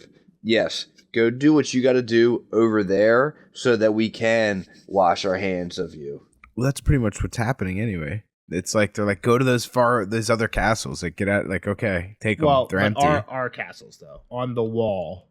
Sure, but it's like, okay, fuck off. Like, do you over there so that we can wash our hands with you and rebuild our wall so that we can do what we're actually meant to do. Like, I feel like they are not picking sides. Again, like, I think from a third person point of view, I agree with you guys. But from Cersei's point of view, they take no part, and Stannis is sleeping in Night Watch beds, and all his men are sleeping in Night Watch beds, eating Night Watch food. Yeah, right. They're playing a part. So but I guess if Cersei was there, if Cersei's army was up there and they looked for a place to stay, there would be open doors for them too. If Cersei had just saved them from the wildlings, yes, I agree. I don't even think it matters. I don't think that matters. In wartime, I think it does. I think if Stannis is, we're treading the same ground. I think people know where we're standing. Well, who's the king? Or who's in charge? There is no king right now. That should be the Night Watch answer. It's a political turmoil. So that's why they should not take any parts and just be like, "Oh, you're either taking nobody or none." All right, we'll settle there. All right. Both of them are none, is what you meant. Yeah, everybody are none. So Jon is a traitor. Qyburn's like, "All right, let's just send the men and we'll sneak. We'll kill him. We'll send our men to go kill him." Yeah, exactly. So I guess the point that Cersei says that kind of made me see her point of view, just to linger on it one more time. I know I shouldn't go back on it, but she says that he gave Stannis food and shelter, and now he's asking them for arms and men. And I agree with everything you said, Jeff, but you have to understand that Cersei, looking at this objectively, mercy, you're literally feeding and housing my enemy and asking me to send you men and arms. How do I know you're not going to take the swords I send you and give them to Stannis? It's true, right? Yeah, like that's true. It's a kind of a crazy ask by Jon. I think the ask is good because it proves what you're saying, that he's not picking a side, right? He's still treating, it's not like he's ignoring Cersei and being like, nope, you're the enemy. He's like, hey, you're on my side too, right? So to your point, he is kind of doing the both Yeah. It's neither or both. I would say neither. He's doing both, I guess. I think that's a good way to say it. Moving on. Yeah, let's kill them all. Kill John. We'll send some men. They want men. We'll send some change men. regime. Yeah. And a light goes off in Cersei's mind, right? And she's like, all right, let's wrap this thing up. And the last thing is that there's talks of dragons coming off of ships from the east. And she's like, fuck off. Dragons don't exist. Yeah. I think it's also funny. She thinks if the bastard boy is truly his father's son, he will not suspect a thing. Perhaps he will even thank me before the blade slides between his ribs. Yeah. Just funny because you can definitely see Ned thanking Cersei in this situation if he was John. Oh, you sent people, yeah. Yeah, that's so good of you to look the other way and not care about Stannis and just be a better person. Just he wouldn't suspect a thing. Yeah. Yeah. So she gets back to her room. Taena's there with her handmaids. So you said this. I think it is. Just want to point it out. Somebody points out dragons. Cersei's like, yeah, right. Bullshit. Yeah. Yeah, and then move on. At this point, there's got to be talk. And there's White Walkers up above the wall. Ha. Exactly. Yeah. Idiots. Dorcas is back. Yeah. Cersei goes back home, back in her room. Red Wine twins are in love with Marjorie. They're giggling. They're giggling about girl it, right? Talk, are they giggling about it? Gossip, girl gossip. Yeah, for sure. Dorcas, Jocelyn Swift, and Taena are giggling about it. Exactly.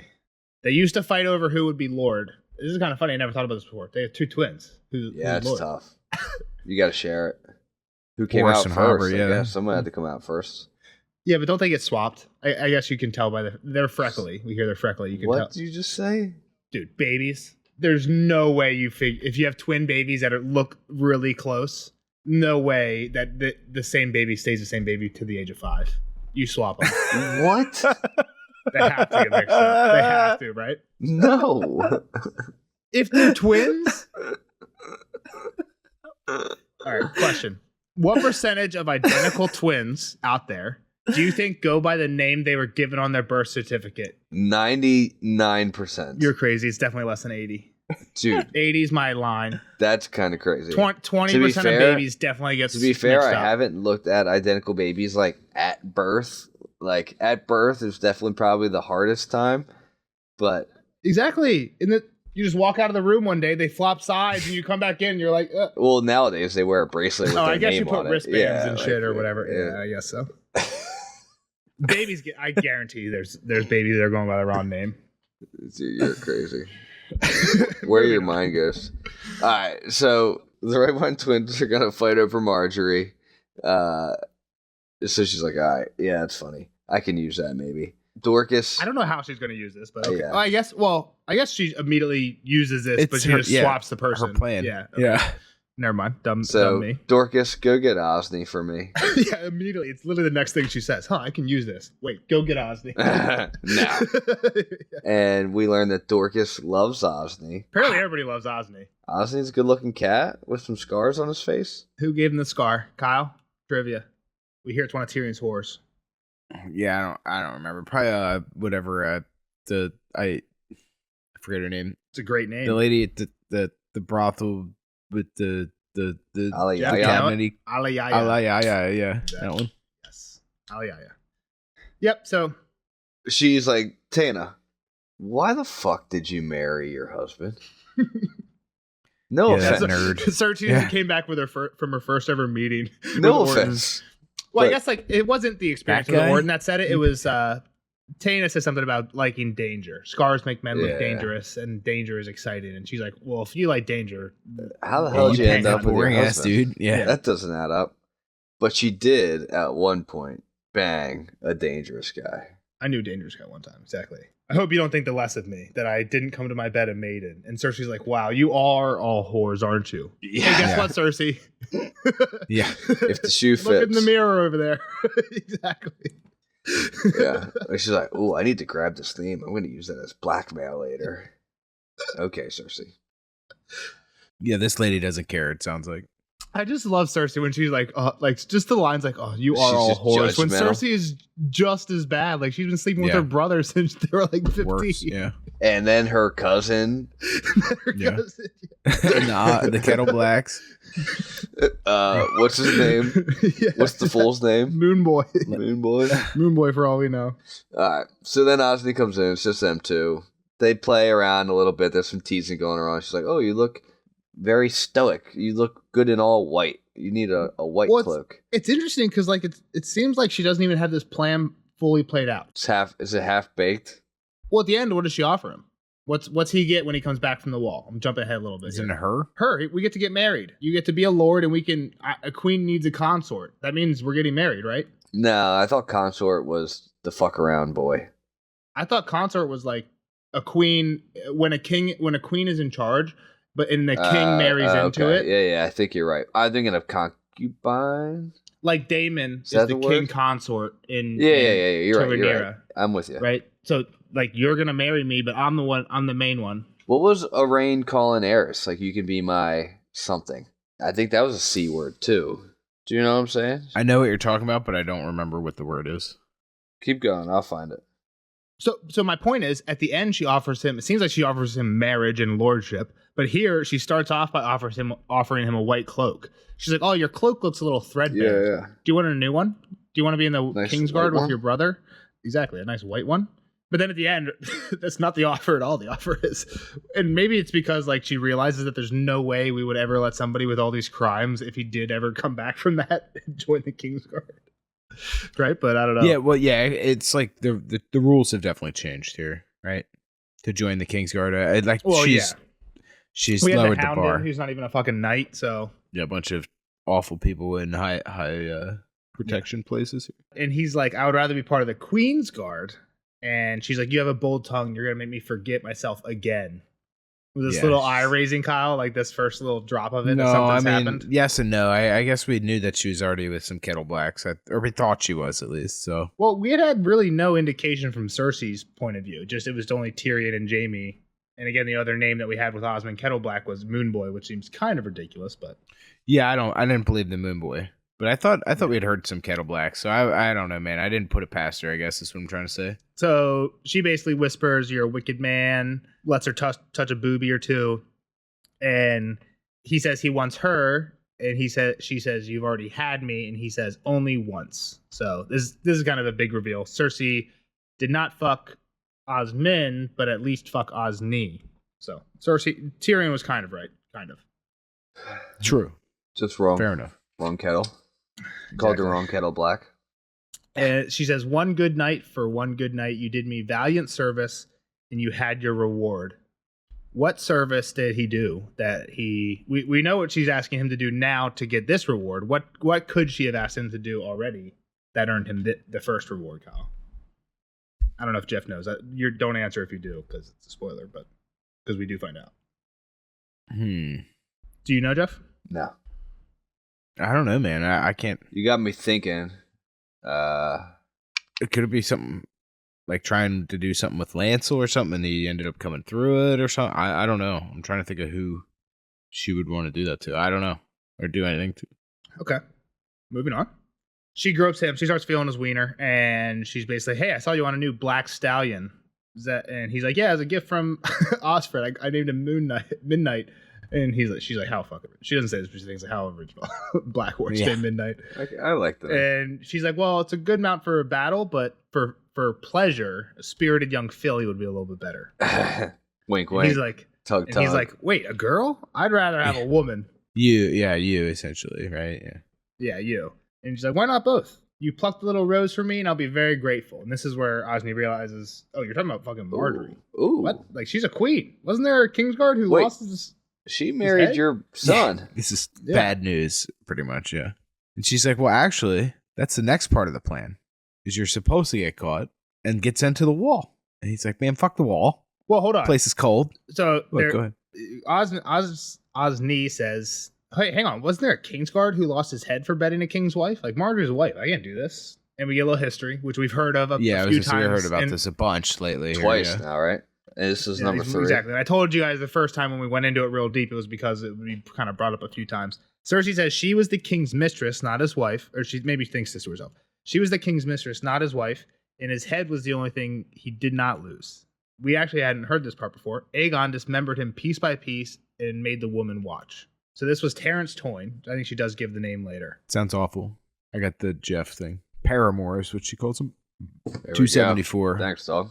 That might be persuaded to keep you from my Paramore. Not a C word, actually. It was a P. Get my C's and P's mixed up every now and It's again. all right. It was a while ago. So she thinks about this history, but she's like, yeah, I didn't want Osney thinking about that though. So yeah.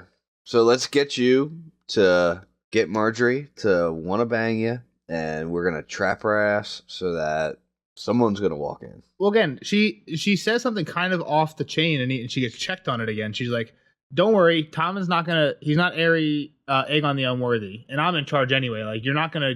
That's not gonna happen to you. What happened to that guy?"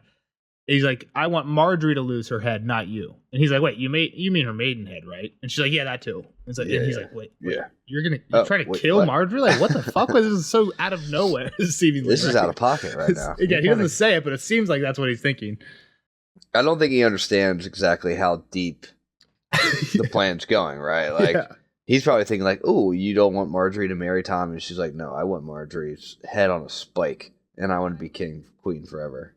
And I think part of the reason this chapter is so long is because Georgia's trying to show us that Cersei's kind of impulsive and like she just flies by the seat of her pants. Like, isn't there a cartoon where like Bugs Bunny, or maybe it's the Roadrunner or Wile E. Coyote? He's like building a bridge, but like he's like putting the next plank as he walks out. Like there's no.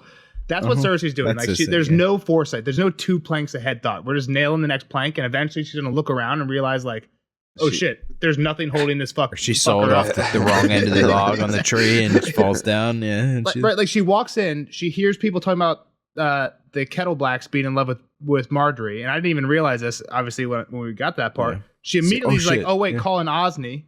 And then at the beginning of the Osney conversation, and I didn't realize this either. She starts with giving him the white cloak, and then she ends with a totally different reward. So she doesn't have this thought out at all. She's just kind of making it up. It's all half baked. She's making it up as she goes. Yeah, we're like, you can assume little people like Littlefinger who kind of plot and scheme. Yeah. Well, like Littlefinger and Tywin who do what she thinks she's doing.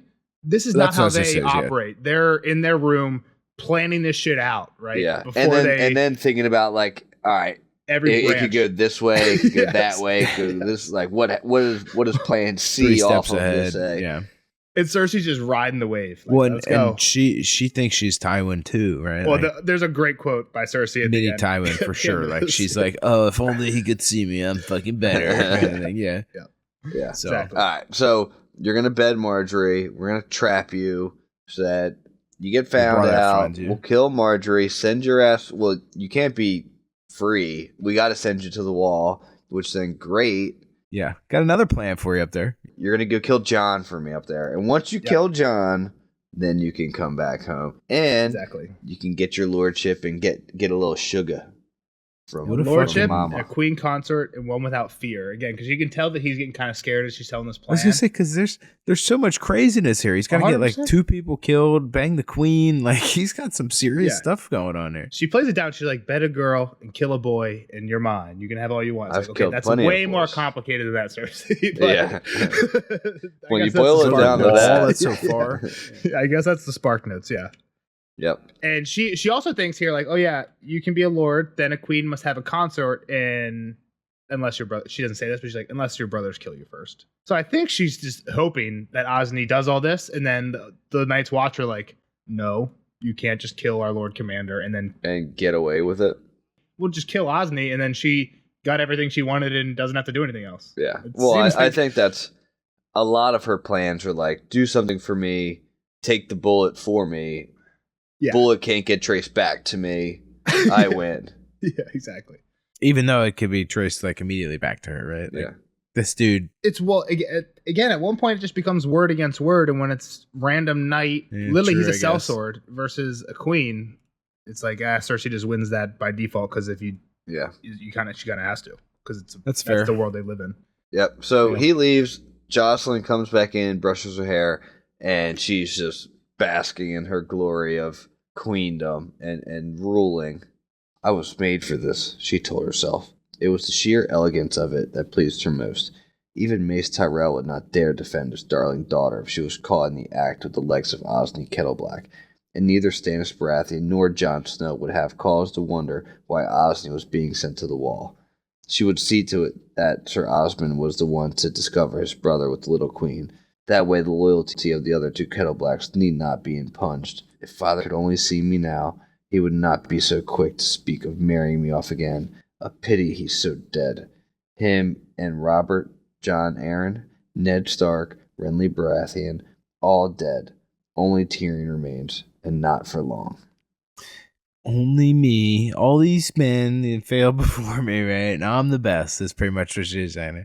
Well, to be fair, I think she made I think you can look at the council chamber and be like, she didn't make the best decisions. In the Osney thing, while I do think she's nailing the planks as she's walking out on the bridge and there's no foresight there at all, when she does like that paragraph that Jeff just read, it doesn't sound like a horrible plan if the dominoes fall the way. If it goes exactly the way. Like, she's thinking about, like, the brothers, right? And, like, them. I feel Mace doesn't really have a leg to stand on. So, that's what I want. Kyle, give us your thoughts. So I feel like it's going to fall apart pretty quick. I don't think this ends up out of King's Landing almost, right? Like, I don't know that the eggs out of the wall is going to work. I don't know. But and I'm here I am second guessing myself because of what she has set up for herself in the council, that is, where it's like everybody's just going to agree with her. Nobody's going to push back on sending this dude to the wall. But they didn't seem pumped about killing little girls. So that's a good sign. That is a good sign for the council. Yeah. They don't love child murder. Are you afraid for Jon Snow at all? It sounds like you said that you don't think this plan is getting out of the city. Does that mean that we're not sending anybody to the wall? Like, I don't know. I think Osney can make it there. Like, a crazy thing to think about too is I think when we did the election, there was less than 1,000 people at Castle Black. I think there was more than 1,000 people, but we had like 200 from each of the side castles at the time. If Cersei sends 100 people, they're probably not all going to go to Castle Black, but that's like a tenth. Like, they have like 10. Like, that's a huge. It doesn't seem like a lot of people. It's a big percentage compared to. Not Stannis' army, to be fair, but if Stannis doesn't hang around long or spreads them out to the other castles, like it's a big percentage. So yeah, you kind of take over, or at least you are embedded pretty enough significantly. To do some enough to do some damage for sure. So yeah, okay. So I mean, I think she could get up there and I don't know. Yeah, that's not good news for Jon Snow. Not for sure. For sure, it's definitely not. Cool. Like I think he's in her sights for sure. All right. We're not quite at the end of the chapter. I know I was kind of asking you end of chapter questions, but we got a little more good to go. Yep. So Taena comes back. They keep Cersei's been drinking the entire chapter, but they keep drinking. They drink more. Stay out way under the night. Got some wine, little cup, big cup. Also, these things, it's unclear to me when she sent, when Cersei earlier sent Dorcas to go get Osney. Before that, it said that Taena, Dorcas, and Jocelyn Swift were all in the room. It never mentioned anything about Jocelyn. And then it said when Osney came, she sent the ladies away.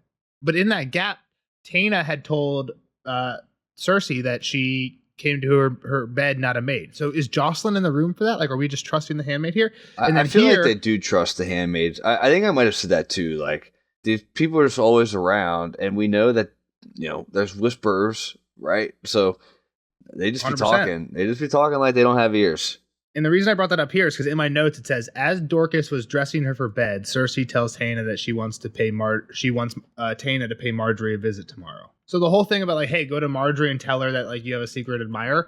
Dorcas is right there for that. Right. That seems like very top secret shit. Does Dorcas go run down to Marjorie and be like, yo? Well, if Dorcas... That's what got with the last one fired or killed or whatever. But like she was doing it though. But like you would think you learn from that and be like... Either Cersei made it very well known. If Cersei did something bad to Sinel and like she made it very well known to the next person up, like, hey, here's who you're replacing and here's why you're replacing them, then maybe you're more comfortable. But I think it's very interesting. That's why I put it in the notes and I wanted to bring it up. I thought it was very interesting to like Cersei's just like I agree with Jeff. You'd think you'd learn. Like, hey, Dorcas, why don't you step outside real quick? But yeah, for all this planning and all this scheming she did, like she might have just thrown it all right back out again because she did it in front of people. And again, I don't think it matters because I think last chapter Kyle was even on the camp of Taena. We know Taena is Marjorie's friend. Cersei thinks that she is spying on her, but it's up in the air whose side she's really on. Kyle, I think last chapter you were leaning probably still on Marjorie's side, not on Cersei's side. So does it matter if Dorcas is going to go and run tell Marjorie? Probably not, because Cersei's telling Taena anyway, who's potentially on Marjorie's side. So Oh, Cersei. But so what she says is, she says one thing first, right? Before Osney. Pretty much she's like... Say I sent candles. She says, say candles to the Sept. I thought this was weird just because This is a 22-page chapter. We're on page 23 at this point. George, why are you wasting sentences on candles? Well, it doesn't matter. We've learned that from the last couple of chapters. That to me, when that happens, it's very rare that happens, and I can't make a connection to it. So I'm guessing there's a connection I'm missing here. Yeah, I mean, my connection was just a character, like whatever you do, I can do better type of thing. Okay, that's fair. That's the only thing I pulled from it. Was like, oh, I'm pious. Well, I'm. This is how pious I am. Like, oh, you did something for the poor. Look what I did for the poor. Yeah, like that's I'm just better. what I'm pulling from. I one up you. Well, and it's our first kind of insight into Marjorie in a sense like that, I guess, right? Yeah, that's what I'm saying. That's kind of what I was thinking. Is like Marjorie is way more like that in the show. That seems to kind of be like one uppy all the time. So yeah, we didn't get that in there at all. Like, she was fine. She's been kind of silent. Yeah, when Jeff said that, it kind of made me realize I'm kind of blending and forgetting where we learned what. So I think that's fair. So then she's like, oh, also besides the candle thing, so I'm gonna send candles. Tana's like, Marjorie's gonna send way more candles, and Cersei's like, I knew it. And here, and also tell her she has a secret admirer. Tana immediately, again, this is Cersei's like, hey, Tina, shows up, starts joking with Tina. Dorcas, go get Osney. Osney shows up. Tina, step out real quick. As soon as Osney's gone, hey, Tina, come back. Tina, tell Marjorie there's a secret admirer. Tina's like, who could that be? The guy you just sent me away to talk with is secret. It's pretty obvious. Yeah, you're right. Space these out if you're trying to have any secrecy here. It's so obvious. I just passed him in the hallway. That's how. Yeah.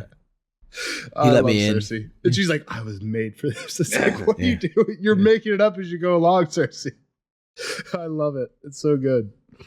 What's also funny is we haven't been in her head for the first 3 books. But you have to assume this is what she's been doing.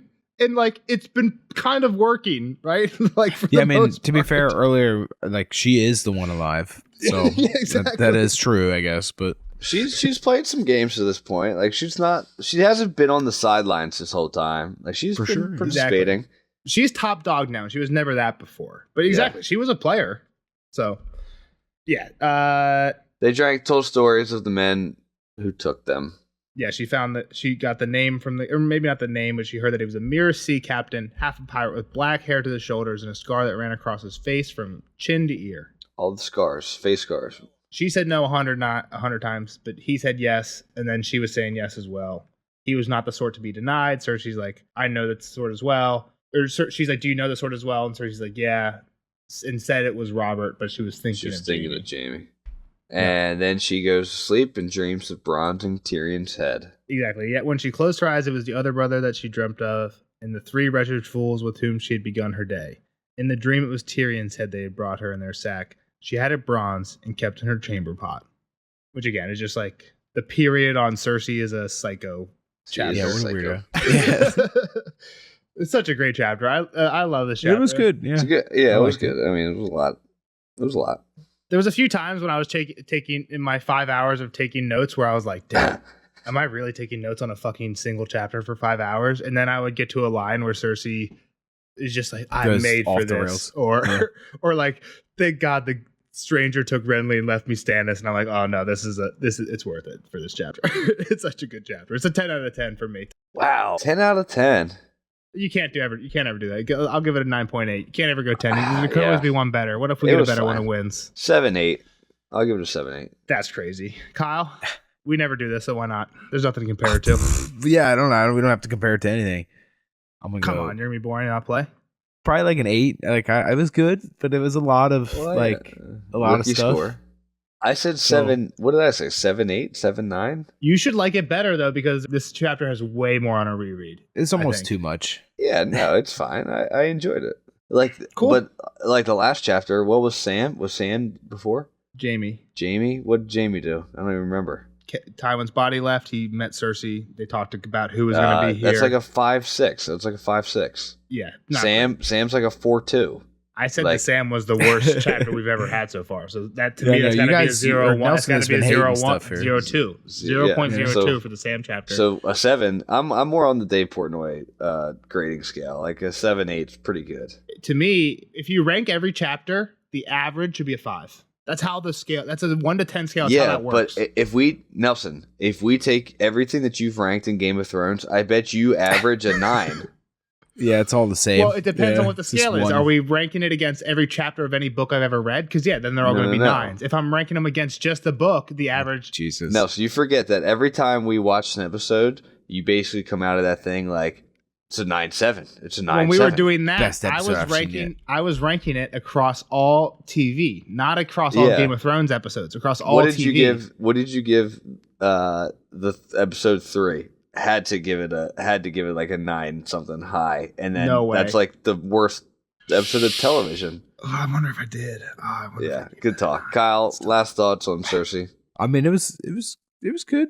We'll see where it goes here. I think, like we said, she's kind of stumbled her way to progress or to success here. So maybe some of this works out for her. Did you say Osney plan? Is he gonna bed Marjorie, kill Jon? Make it back down to marry her. He said doesn't make it out of King's Landing is the prediction. No, I'm on team why not now. It happens. I think you get it all. Yeah, I think Cersei's been kind of stumbling her way forward here. So there we go. Why not? Yeah, that's how it works out, isn't it? The fucking evil idiots are always the one that ends up on top. I mean, it's how it's been going so far. So all right, well, we'll see Kyle in the next one for the Iron Captain. Oh, what does that mean? I don't fucking know any of their names over there, man. I couldn't even tell you anybody beyond Theon and Asha. Was it Asha? Oh, I was wondering if it could be Davos. He's a captain. I guess. I mean, the Iron throws me into them. Okay. Maybe it's just a whole new people.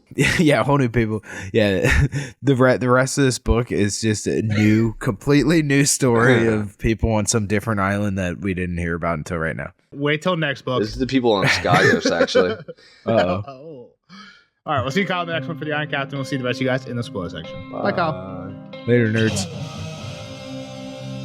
Spoiler alert! Spoiler alert!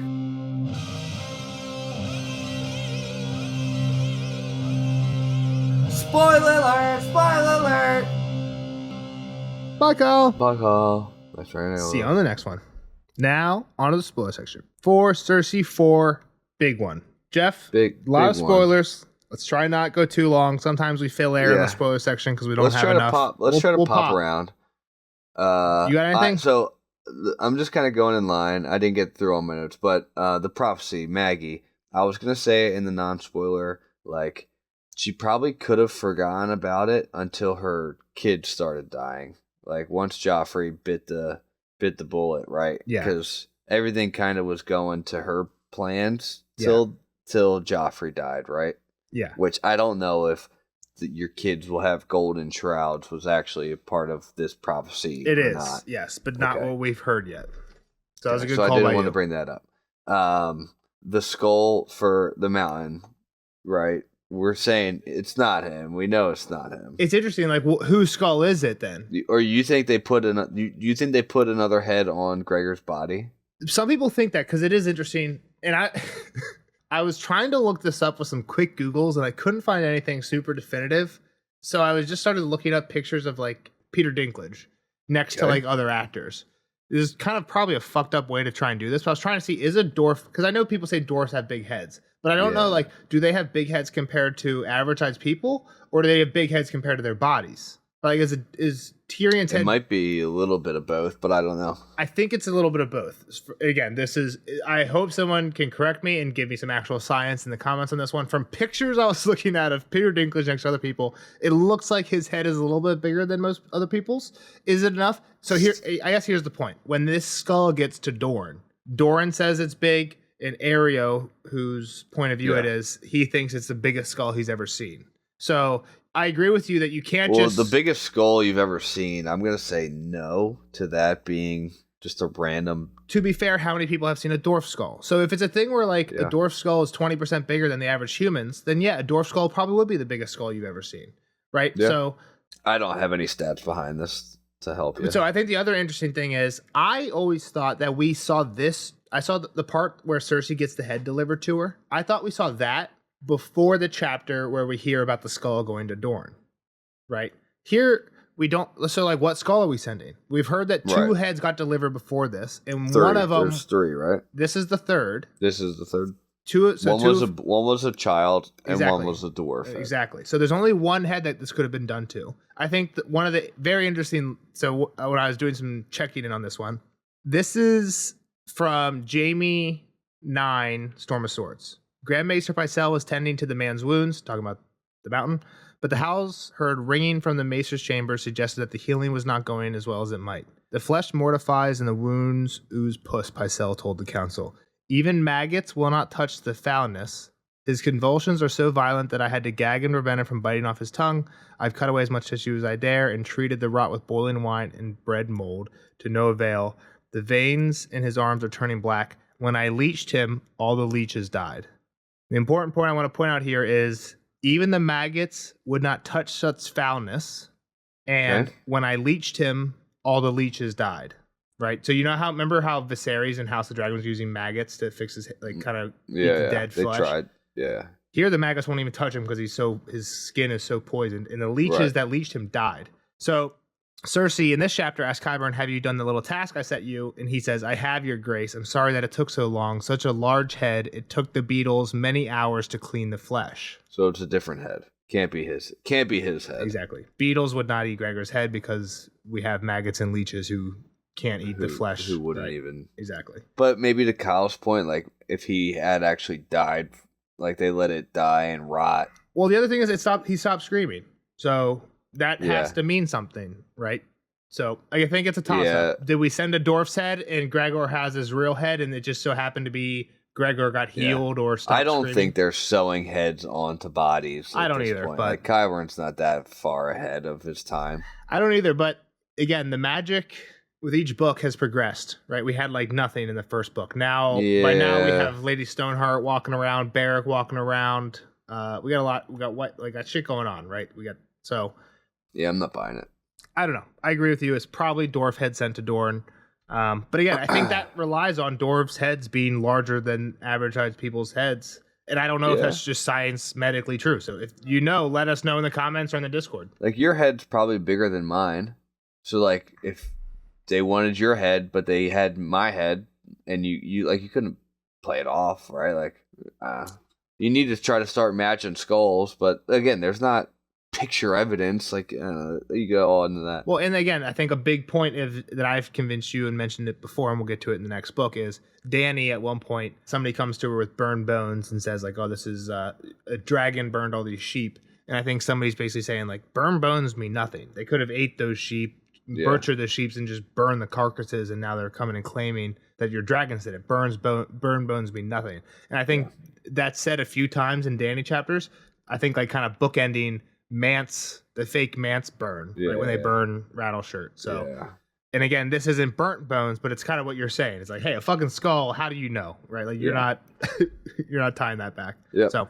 All right, so my next one is that she's drinking Arbor Gold. I only wrote that down because you had brought that up to me the last time they were drinking Arbor Gold.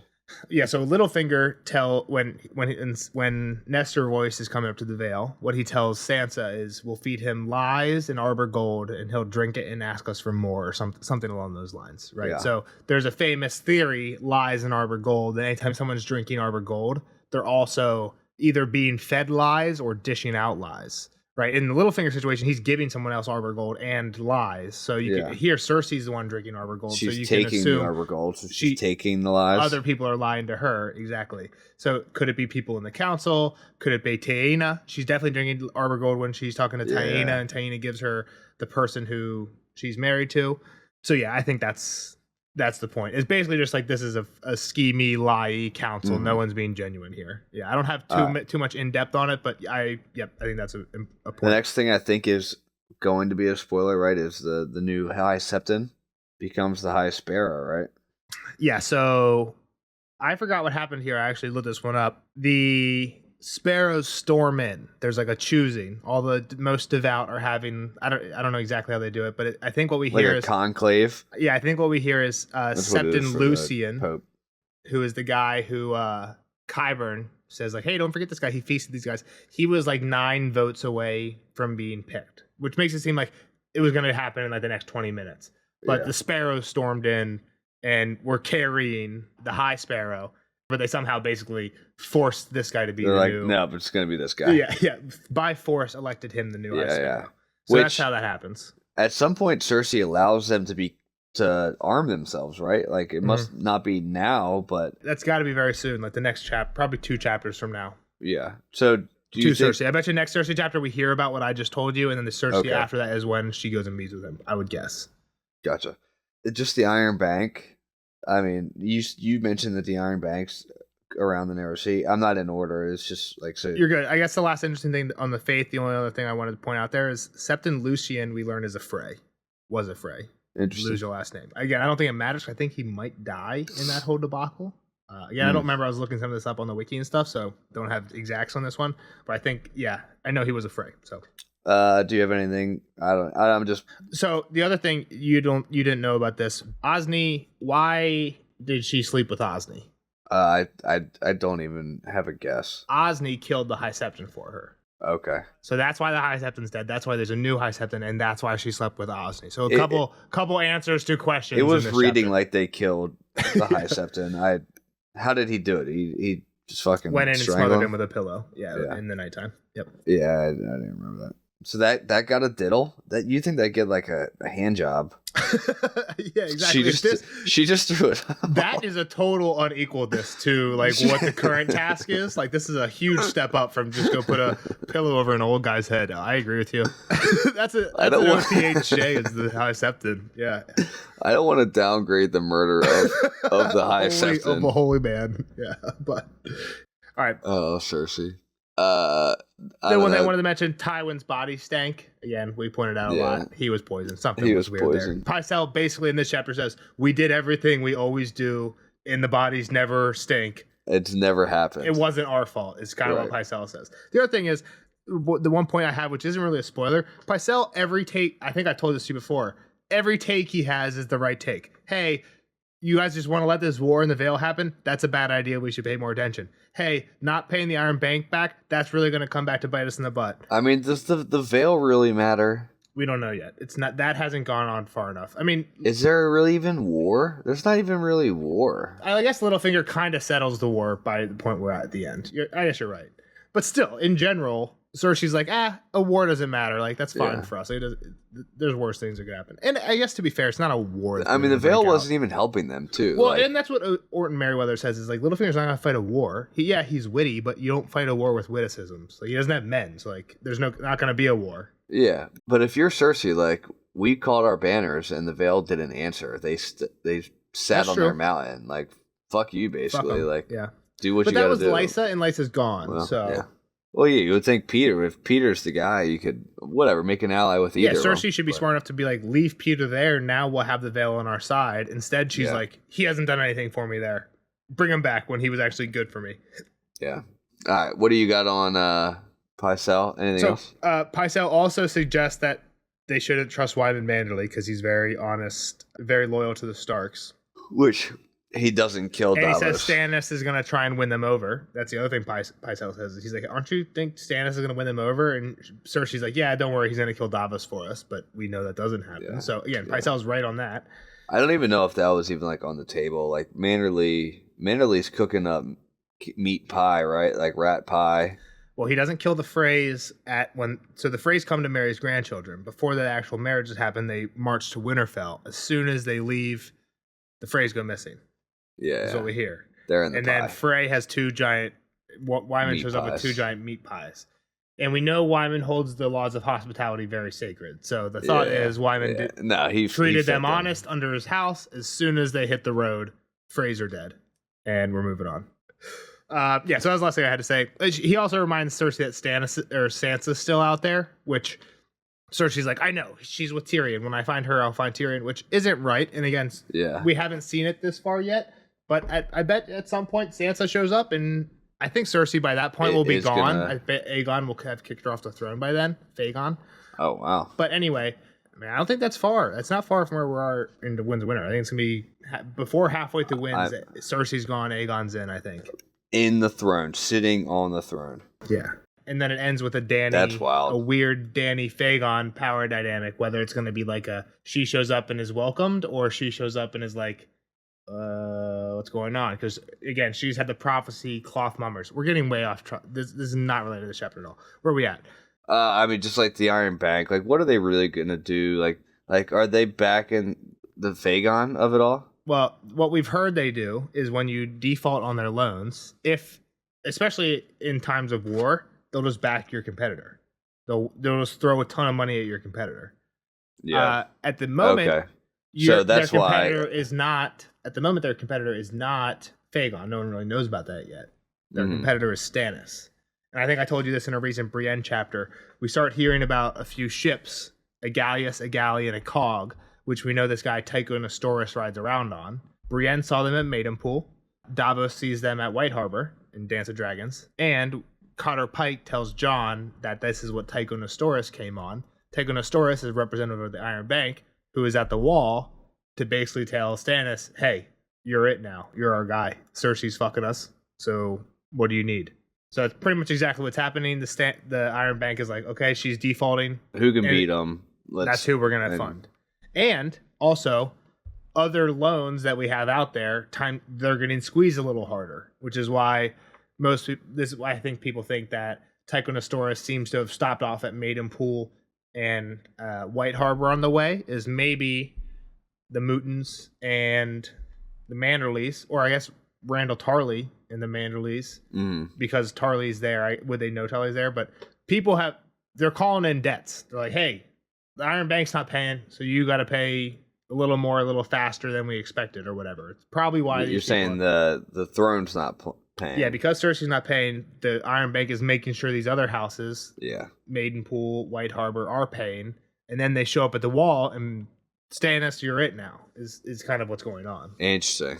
So, and again, I think we've heard they backed the enemies. I didn't want to tell Kyle that because it kind of so they give Stannis money like to do what with? Buy sellswords. He sends I think forget his first name, something Massey, Jason Massey, Justin Massey. I guess I'm getting a little bit into Winds of Winter territory. But yeah, I mean, I haven't read any of this. Yeah, so that's what he does with the Iron Bank money. Is he tells Justin Massey to go buy, I think, sellswords and sell sales. So we're getting into territory that's not actually in the main series, but that's where this leads. But again, the main point is there that Cersei blowing up the Iron Bank is 100% going to come and backfire because they're gonna back Stannis. We don't know what's gonna amount to with that, but I was also kind of right too. Like the Iron Bank has enough money to be like kind of like fuck you to your debt. Like they have so much money. They pretty much wash the Lannister debt to bury them. Yeah, right? Again, I don't think they're going to Maidenpool and White Harbor because they need to make up for King's Landing. It's just that they're a very rigorous institution. They don't want to be a negative. They don't want to have negative on their balance sheets, right? Even though if they can afford it, they don't want negative on their balance sheets for the quarter. So, quick one that I had. Cersei thinks, or Kyron says, wherever he will run, my whispers will find him. And she says, you assume he left King's Landing. He could be hiding in Baelor Sept for all we know, swinging on the bell ropes to make this awful din. That make you think of anything? Quasimodo, but here Cersei's, well, that's actually interesting because she's talking about Tyrion, who's not a hunchback, but you see some similarities between Quasimodo and Tyrion. I think this is interesting because where Cersei thought Tyrion was hiding last Cersei chapter was the Tower of the Hand. And what does she do to the Tower of the Hand? And then she's going to blow up the Sept.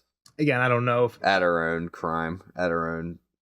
I mean, that's a dope scene. It is a dope scene. It's kind of a shame. I don't know if that will happen in the books. Yeah. I think more people think that that is like a substitution for her doing a Mad Ares and just literally blowing up maybe the entire city. I think, but this quote that's why I pulled it out because I think we could maybe get that, like you're saying, we could just get a blow up of the Sept because it's kind of what this insinuates. I blow up the building. I think Tyrion's in. Yeah. Oh, he's there. It's kind of a shame that George couldn't write it before they did it on screen. Well, again, I could see I could see this being one of the things he told them, especially because Cersei, again, she blows up the thing that's kind of traumatic for her. All these hands have fucked her over. Ned fucked her over. Jon Arryn fucked her over. Even Tywin fucked her over, right? Well, guess what? She just did a Walk of Atonement. Guess who did that? The Sept. So she's going to blow something up. I could see it being the Sept. So I think, again, if she does end up blowing up the Sept in the books in Book 6, then on a reread, this line will be very clear. Like, oh, she thinks Tyrion was in the wall. She blew up the tower. She thinks Tyrion's in the Sept. She blows up the Sept. So, and again, I don't think she actually thinks it, but it's just like a line. Yeah, I don't. The only thing I have left is that I know Osney and this is probably skipping too far ahead. So, like Osney, just talking about kind of Osney's fate is the last thing. I don't have much more. We're doing so, good. Like, you do you, and then let's get to Osney.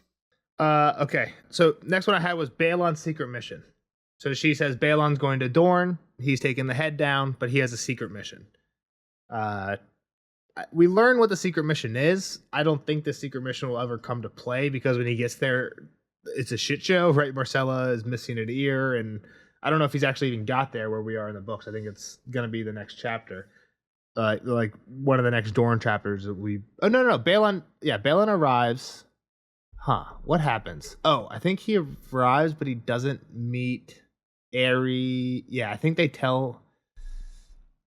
There's no way he's met Marcella or Ares yet, but he's in Dorne because I know he shows up with the skull, and they have like a big feast for him when he shows up. But they delay him as long as possible. I think like at the end of Dance, he has just shown up. I do remember they like kept him, right? Or like what did they do to Swan's Path? Like they basically like threw a big tournament and took him hunting and threw a tournament for him at every like Dornish castle that he passed to try and delay him. Because like Marcella gets her ear cut off and like Ares is dead, so we're just trying to delay. And I think when he shows up, what they do is he shows up at Sunspear, and they're like, "Oh, Marcella and Ares are at the Water Garden. We'll go there tomorrow."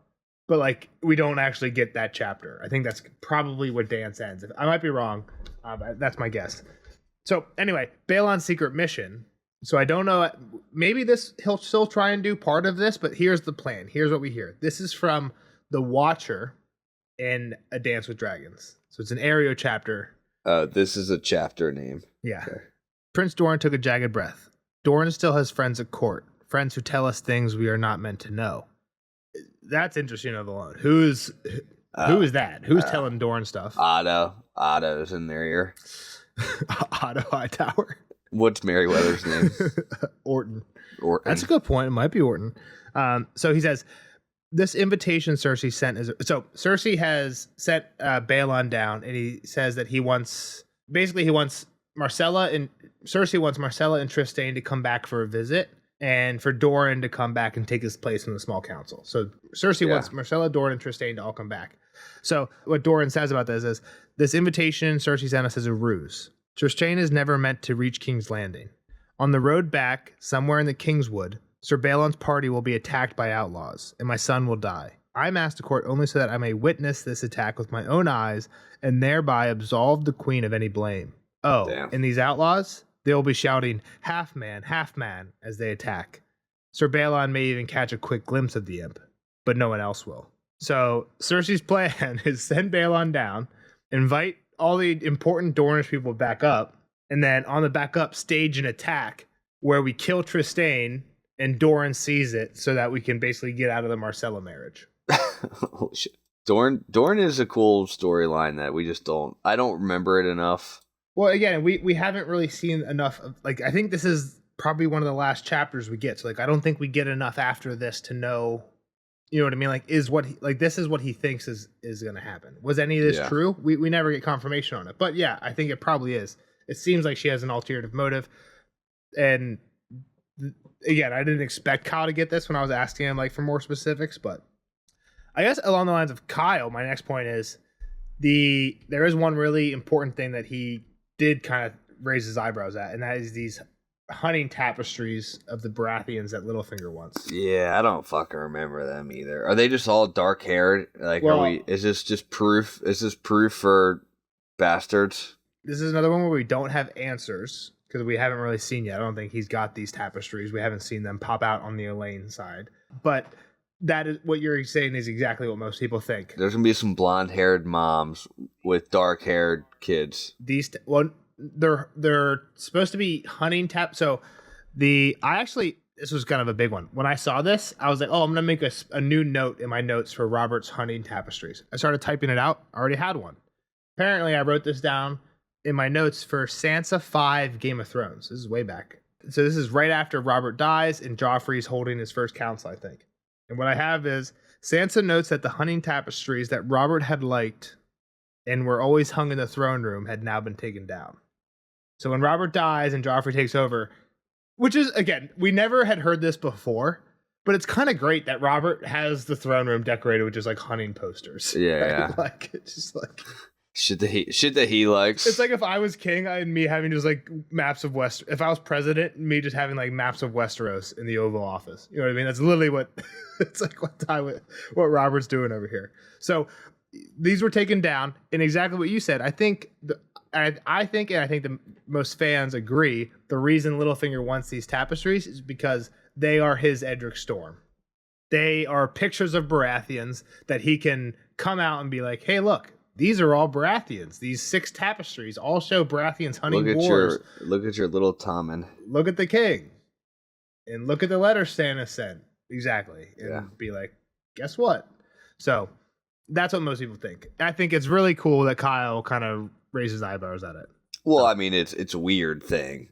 It is weird, but there's a lot of it's a 2-line thing. But it's a lot of 2-line things that you didn't raise your eyebrows at on the first read through. No, because I just read that it was a 28-page chapter, and I was like, I gotta fucking get through this. Exactly. So the fleet. Next one I had. What happens with the fleet? We build this fleet. 10 Drummonds. I don't know. They go to Dragonstone, and Loras dies there. Arain just steals it. Oh, he pirates. Yeah, Cersei gets locked up, and she's like, Qyburn, have Arain siege the city or something like that. And she's like, yeah, he's gone, sorry. all 10 ships. I forget what Cersei tells it, but yeah, Qyburn's always like, yeah, sorry, he just took it all and left. That's funny. I did forget that. Yep. But yeah, next one, Taina meeting. The Taina meeting at the end. Who's her lover?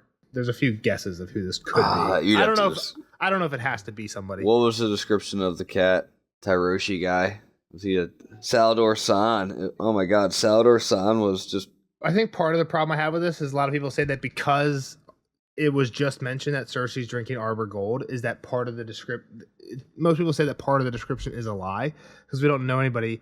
It basically has black hair to the shoulders and a scar that ran across his face from chin to ear. We don't really know anybody like that. But then the other thing she says is he was not a man to be denied. And so some people think that this could mean that she knew Drogo, knew Robert or Euron are the two. I think those are the 2 fan favorites. I'm not buying either of them. Robert, just because there's a few other hints to Robert. Like I think at one point when Cersei had first seen, he's like, "Oh, she's a sultry, slow-eyed, merest beauty. Robert would have loved you," or something like that. There's like a hint like this is Robert's type. And Euron, I don't know, just because everybody thinks people think Dario is Euron, so people think everybody's Euron. People think Benjen is Euron. Well, I mean, any of these are possible, but well, I don't know if any of these are possible, but people just like to say Euron somebody because he's mysterious, I think. But yeah, and then the last one is Ned tried to hide Jon. So that's what the note I wrote down says. In the quotes I have say, I glimpsed him once at Winterfell, the queen said. Though the Starks did their best to hide him, he looks very like his father. So this is actually an interesting perspective. We've never really heard the perspective of somebody from the Lannister side talk about Jon at Winterfell, I don't think. I mean, Tyrion met with him, but again, like she said, they were actively trying to hide him from us. Like we knew that he didn't sit at the dais, but it's that quote to me says like they were trying to keep him out of the way. Which again, like why would Ned don't honor him, but why would you try and hide him? Well, Ned. Mean, do you think he has like? When Ned again, let's think R plus L equals J. That's what I'm trying. Ned is trying to. He doesn't want Jon in Robert's sight. Right? He just doesn't want Robert to even lay eyes on Jon. Yeah, but so that's like where I was going. Like, but Jon has no resemblance of Rhaegar to that. Like, well, we don't know that. Like, you can hide a Stark because he's around Starks. But like, if he had like a little silver streak down his hair, or like he had a purple eye, now we're talking here. Sure. But what's interesting is this chapter. Cersei says, "You know what? I always thought Arain looked like Rhaegar because of his silver hair and purple eyes, but he doesn't actually have silver hair. He has gold hair, and he has gray-green eyes. And he has, But she's like, but there's still a resemblance to Rhaegar. And what's interesting is Jon has, I think, not gray-green, but I think he has dark gray eyes. So Jon has dark gray eyes, and he has black hair, not silver hair. But guess what? Rhaenys, House of the Dragon. Yeah, not in House of the Dragon, but Rhaenys in the books, completely black hair.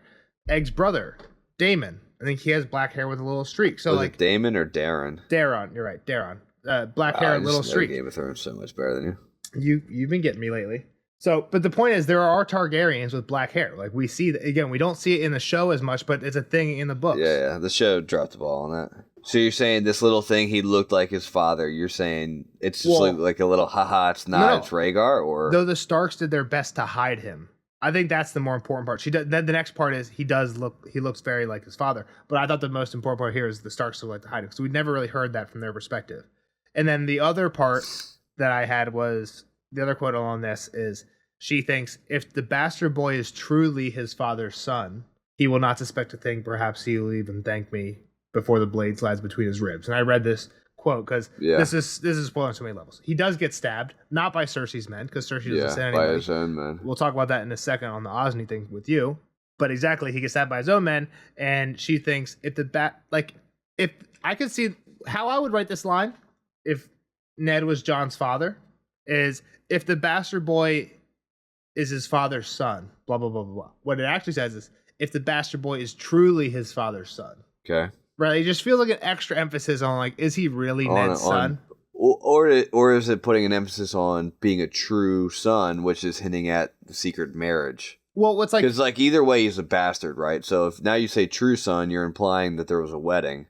I don't know. I think the true is just there meant to, like, draw our eyes to be like... Because, like, it makes sense if you take the truly out. If this bastard boy is his father's son, he will not suspect a thing. Like, people say that all the time. Like, if you're your father's son. Sure. I feel like adding the truly in there just kind of stands out and, like, makes you be like, wait, obviously Jon is Ned's son. Like, that's not the question. The question is who's the mom, right? But again, I don't know. I think the truly thing isn't far off from, like, their syntax and what they would say in this line. So I do see what you're picking up on. But well, I think the other interesting aspect about this is, like, Jon is truly Ned's son in this aspect. In the aspect that he probably wouldn't suspect a thing. He would be too naive and ignorant and too honorable, right? Yeah. It's like when you're too honorable to really think someone would you really like. He's so honorable to think someone would even stoop that low, right? It's kind of like it's unimaginable that someone would play this card. It's kind of how Ned kept falling into this trap. Is like he thinks, because I play by the rules, everybody else does too. I think Jon isn't as naive as Ned because he's kind of learned the lesson the hard way a little bit already. But I don't think he's far off. I think he's still pretty naive. Ned was an idiot. And I think that's part of the point is, like, if the bastard boy is truly his son. Well, Jon is truly Ned's son in that he acts as Ned acts. He's honorable as Ned is honorable because he was raised by Ned. But truly... It's almost like he's a true knight, like, in that aspect, but he's not truly Ned's son. He's Rhaegar's son. I don't know. That quote stuck out to me. I think on a reread, it's one of the ones that sometimes maybe like, oh wait, when you know he's not Ned's son, it's like, ooh. But yeah. And then the last bit related to the Jon thing was right after the Jon talk. Arianne's like, hey, there's dragons.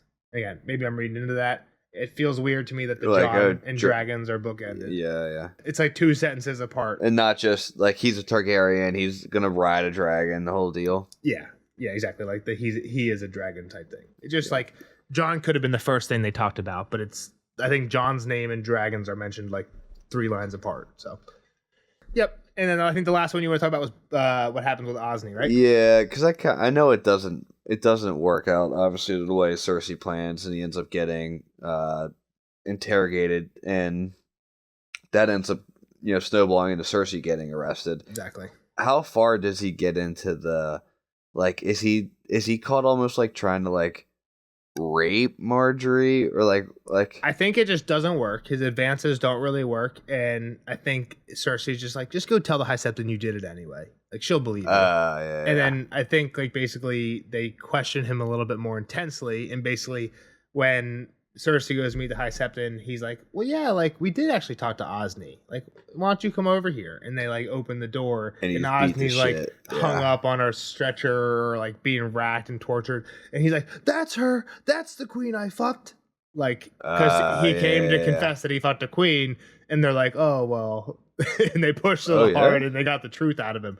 And she's like, he's crazy. He doesn't know what he's... And that's when Cersei gets locked up. Yeah. I don't know if we see him after that, because I think that might be the end of Feast. Like, that chapter might be Cersei's last chapter in Feast. I lied to Kyle last time. I think we do get 1 or 2 of her in Dance. Well, she does her Walk of Atonement, right? I think that's in Dance. I think, like, that's, like, the only Cersei chapter in Dance. I just know because we meet Sir Strange. Yeah, exactly. I think and then we don't get anything after that, I think. So the end of Feast is her getting locked up. In Dance, there's 2 Cersei chapters. Cersei 1 is, I think, Kevin and Qyburn coming to meet with her. And then Cersei 2 is the Walk of Atonement. So there we go. That's the other thing is Kevin is not gone long, and neither is Mace. I think they both come back when shit hits the fan. So, like, they're both pretty much back right away. Cersei gets locked up. Kevin comes back. And Marjorie gets locked up. Ooh. So they both come back. I think that's why Mace comes back. I kind of forgot that Marjorie gets locked up. They dropped the ball in the show. She became like a weirdo. I know she was faking. She get locked up in the show too, but I think it's different And then they fight the sparrows in the streets. Although the Stormlands are under attack by the Golden Company, Lord Mace Tyrell refuses to leave King's Landing with his army until Marjorie's trial is over and she is declared innocent. Oh gosh! From the wiki, shit's kicking off, baby. Can't we wait? I can't wait till we get wins, huh?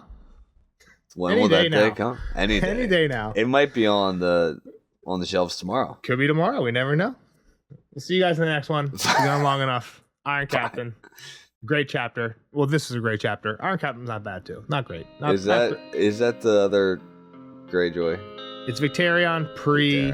Next 2 chapters are Victarion before pre Kingsmoot and then Aeron Kingsmoot. So those are bang bang. All right, let's get there. See you guys in that one. Bye-bye. Bye.